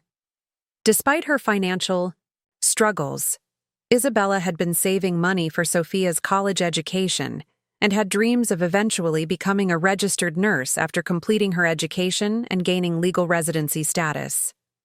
"My dream is to help people the way you've helped me," Isabella had explained during one of our conversations about her future goals. "Nursing seems like the perfect profession for someone who wants to use their knowledge and skills to make a real difference in people's lives." The parallels between Isabella's aspirations and my own career path had been striking, but what had impressed me most had been Isabella's character and values. Despite facing challenges that would have defeated many people, she'd maintained optimism, integrity, and determination that had reminded me why I'd become a teacher and why education remained the most powerful tool for creating positive change in the world. As I'd observed Isabella's struggle and admired her character, I'd begun to understand exactly how I could respond to Marcus's betrayal in a way that would serve justice while also creating something positive and meaningful from the wreckage of our destroyed relationship.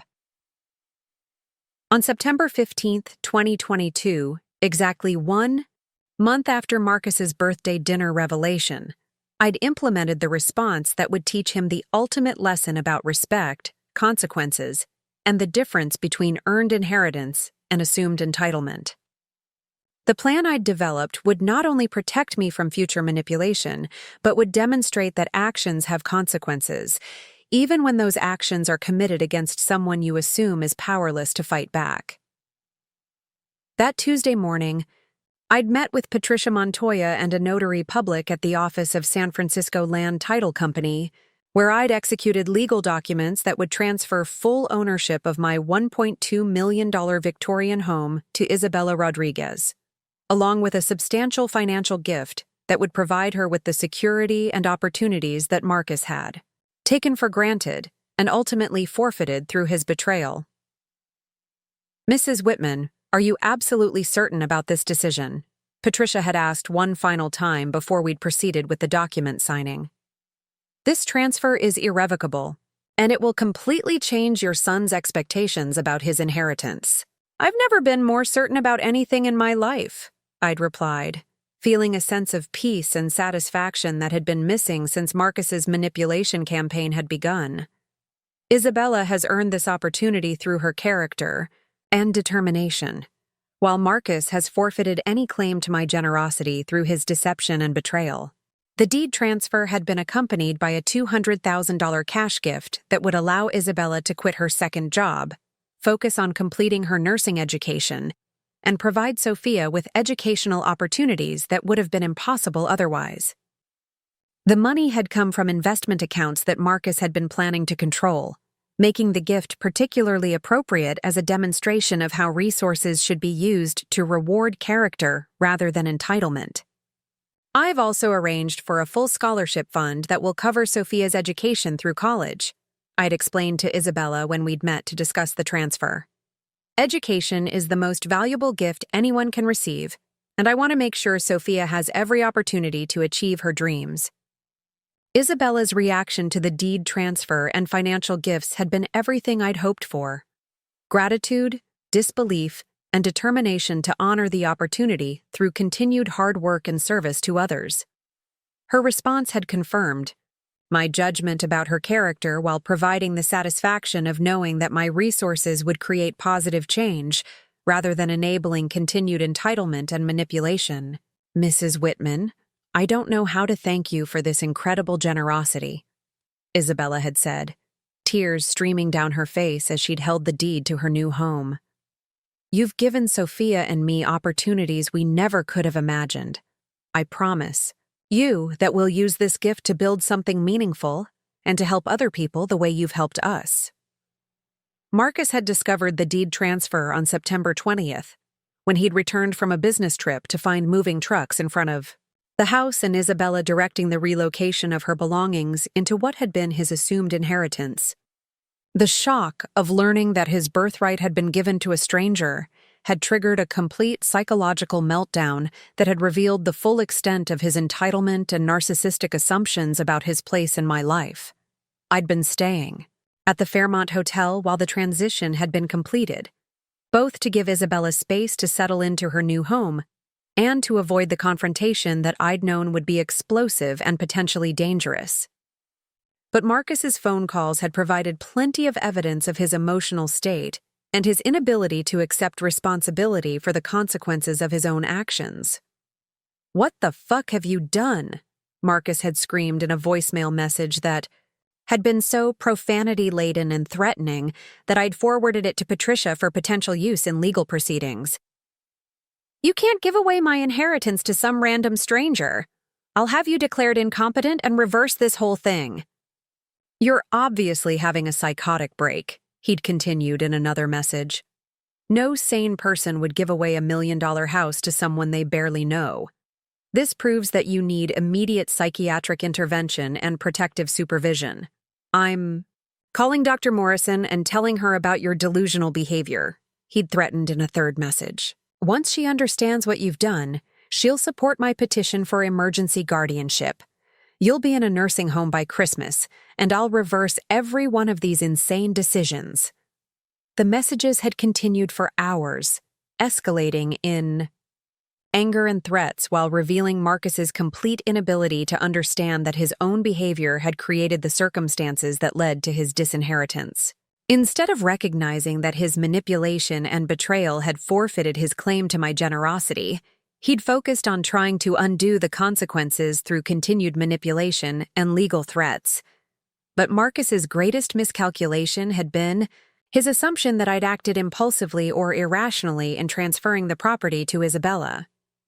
His attempts to have me declared incompetent had been immediately thwarted by the comprehensive medical and psychological evaluations I'd already completed, which had provided irrefutable evidence of my mental capacity and decision-making competence.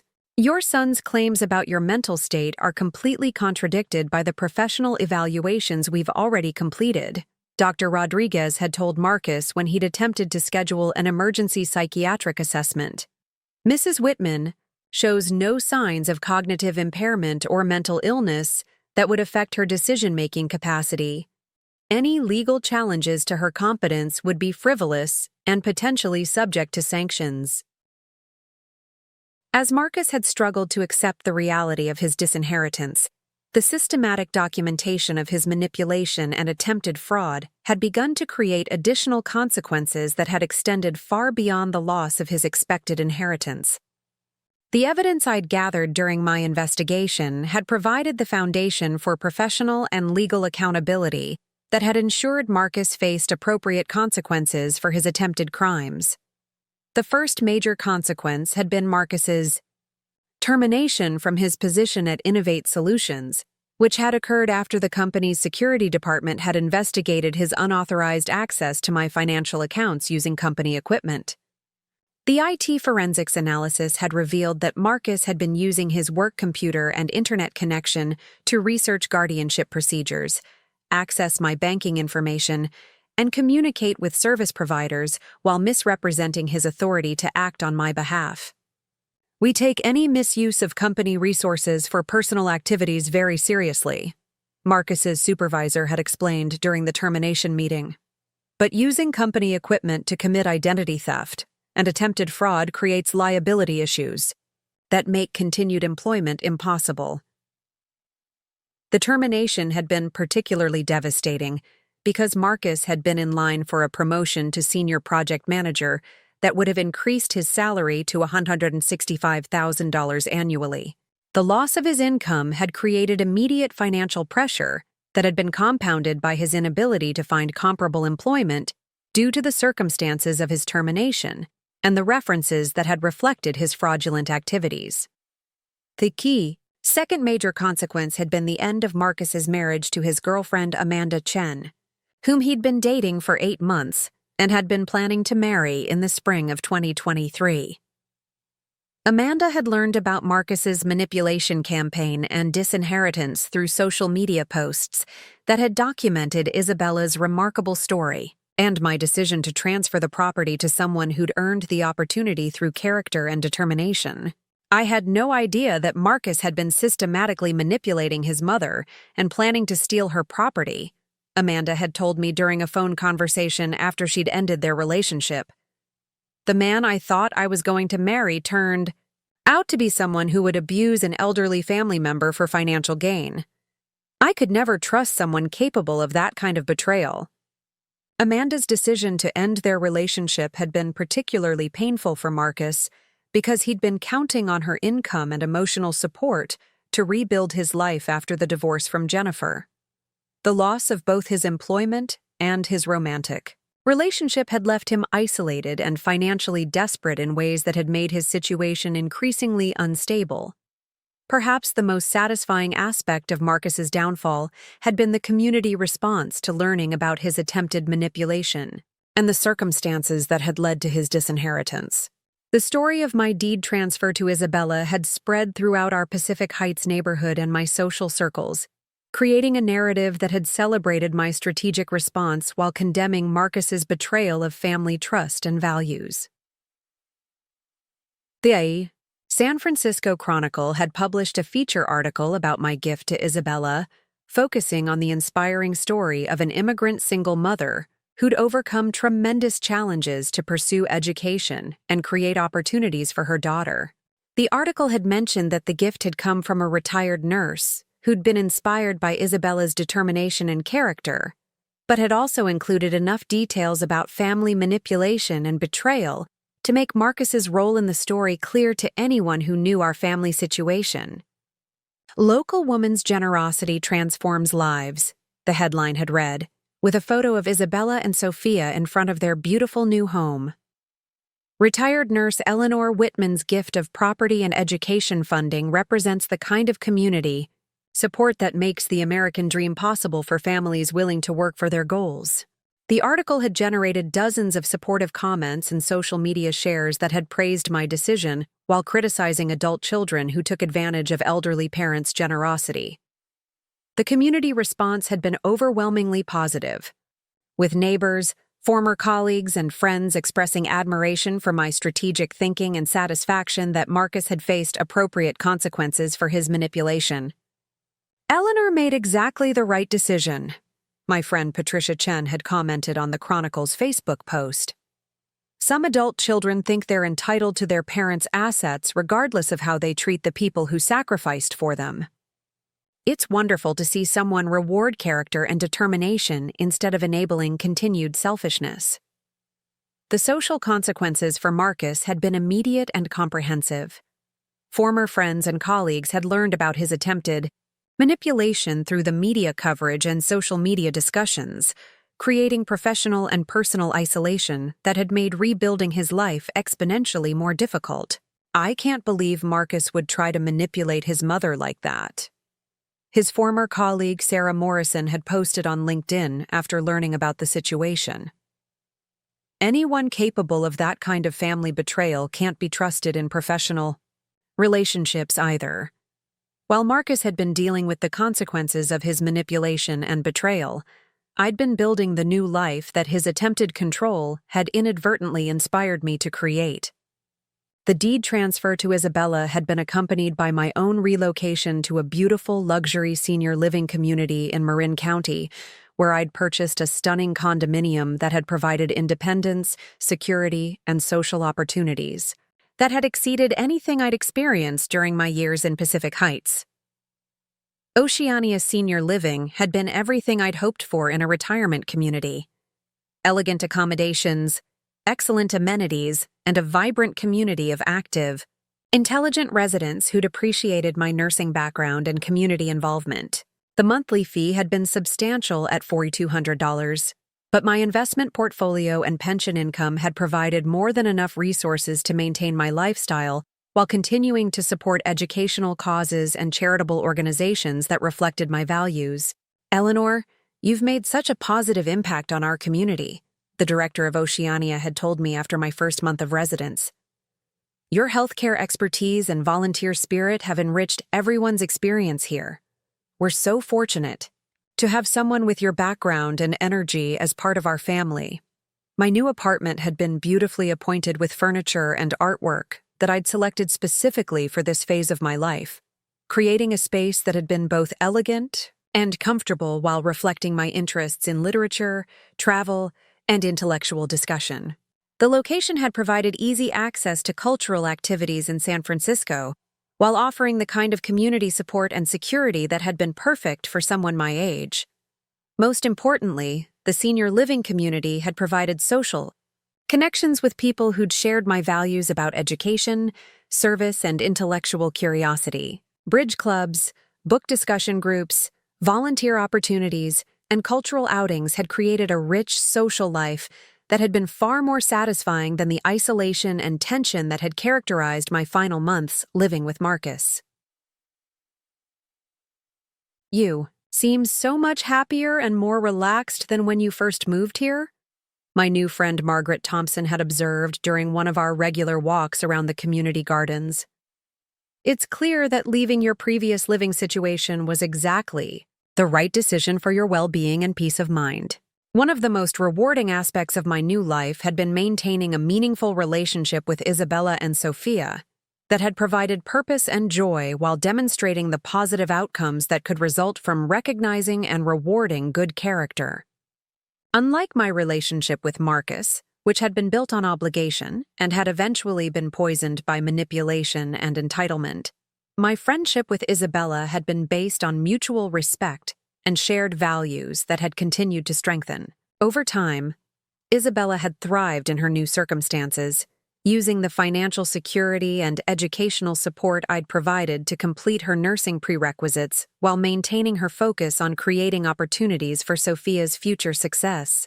Her gratitude had remained genuine, and her determination had been inspiring, validating my judgment about her character while providing the satisfaction of knowing that my resources were creating lasting positive change.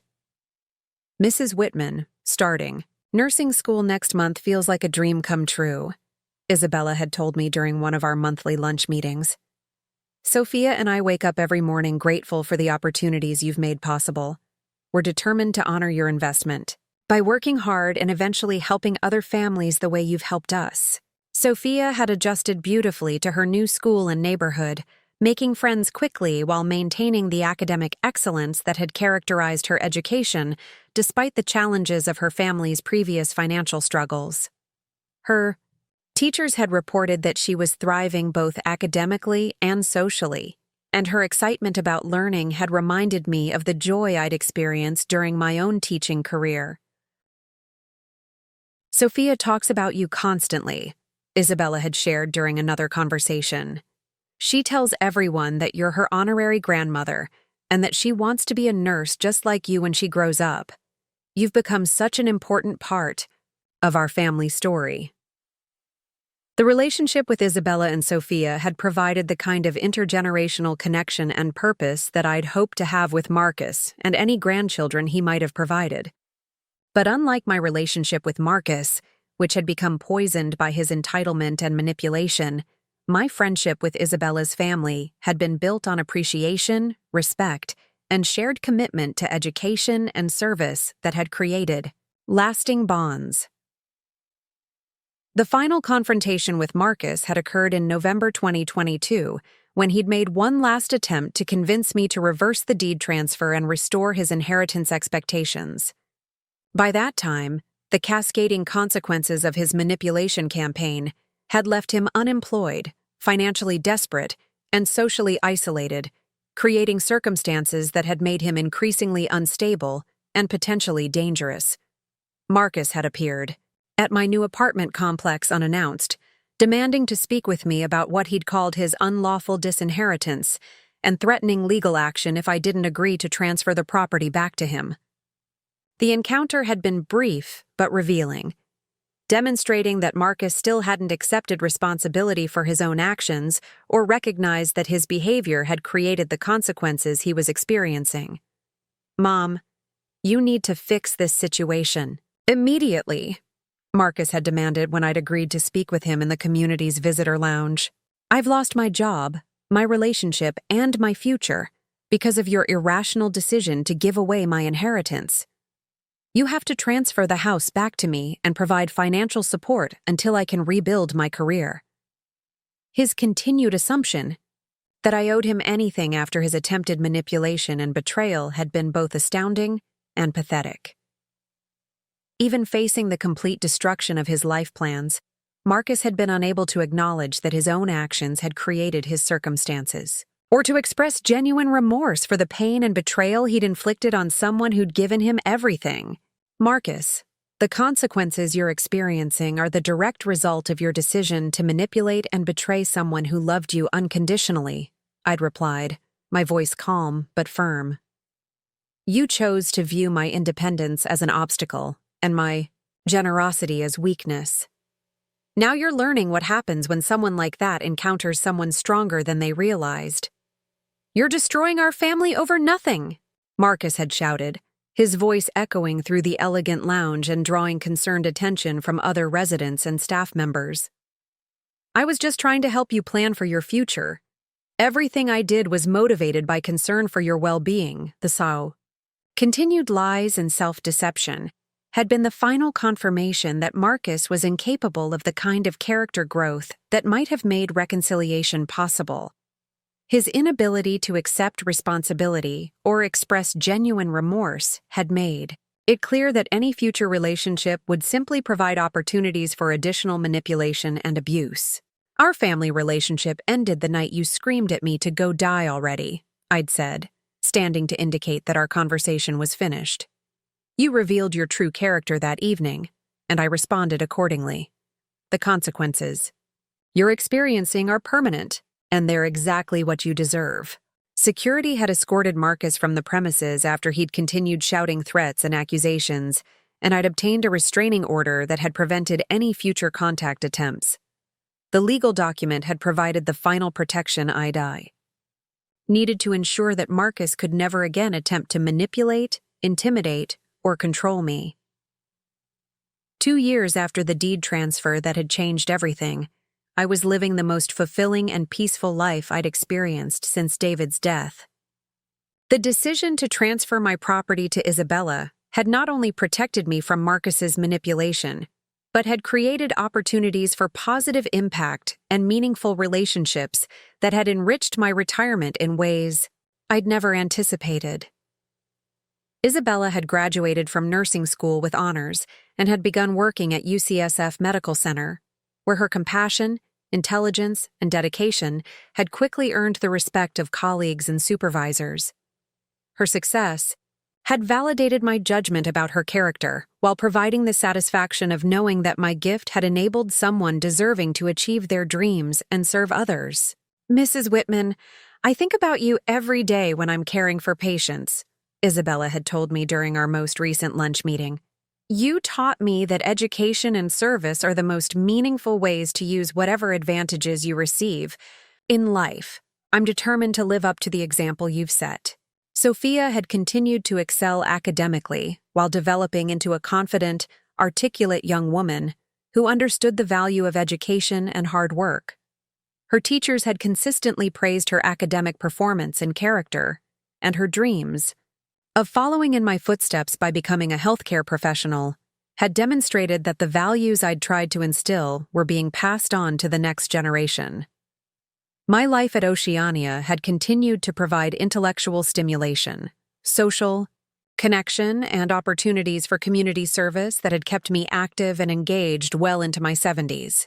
Leadership roles in resident committees, volunteer work with literacy programs, and mentoring relationships with other residents had given me purpose and meaning, while demonstrating that aging could be a time of continued growth and contribution rather than decline and withdrawal.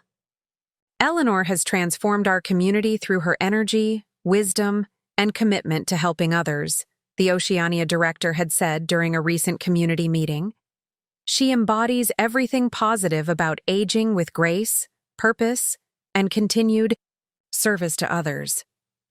Standing on my apartment balcony overlooking the San Francisco Bay, watching the sunset paint the water in shades of gold and crimson, I felt a deep satisfaction that had nothing to do with revenge and everything to do with justice, dignity, and the power of strategic thinking to overcome manipulation and betrayal. Marcus had learned too late that planning to exploit someone who'd spent decades dealing with manipulative people was the biggest mistake he'd ever made. He'd discovered that the elderly woman he'd tried to control was actually someone with the intelligence, resources, and determination to ensure that justice was served in ways he'd never anticipated. The most important lesson from my experience was that respect isn't optional in family relationships, that trust once broken can never be rebuilt, and that people who underestimate you based on your age or circumstances might be making the most expensive mistake of their lives. Sometimes the best thing that can happen is when someone pushes you far enough that you finally decide to push back with everything you have. If someone in your life is treating you like you're disposable, remember my story. Remember that you're never too old, never too weak, never too powerless to fight for what's rightfully yours. Remember that generosity should be appreciated rather than exploited, and that family relationships should be based on respect rather than entitlement. What's your story? Have you ever had to fight back against someone who thought you were helpless? Share it in the comments below, and remember to like and subscribe for more stories about turning your worst betrayal into your greatest victory. Because sometimes the people who try to destroy you end up teaching you exactly how strong you really are. And sometimes that strength is enough to ensure they never underestimate anyone like you ever again. The deed transfer was supposed to be impossible for someone like me to accomplish. Instead, it became the moment when I demonstrated that some people fight back harder than you ever expected. Marcus thought he was stealing my dignity, but what he actually did was help me discover that I was much more powerful than either of us had ever imagined. That's a lesson he'll have plenty of time to think about for the rest of his life. And for the rest of his existence, every time he considers taking advantage of someone he thinks is vulnerable, he'll remember the 70-year-old nurse who taught him that some people fight back with consequences that last forever. Justice served. Lesson learned. Power reclaimed. Sometimes the best revenge is simply showing people exactly who they were foolish enough to cross, while using your resources to create something beautiful and meaningful from the wreckage of their betrayal. The woman Marcus dismissed as a burden became the architect of his complete destruction, while building a legacy of education, opportunity, and empowerment that will continue long after both of us are gone. That's what real power looks like. Not the ability to control others, but the wisdom to know when to fight back, and the strength to ensure that justice is served completely. Isabella and Sophia's success story will continue for generations, while Marcus's name will be remembered only as a cautionary tale about what happens when you mistake love for weakness and generosity for stupidity. Sometimes the best inheritance you can leave is a lesson that teaches people to treat others with respect, because the consequences of doing otherwise might be more devastating than they ever imagined possible.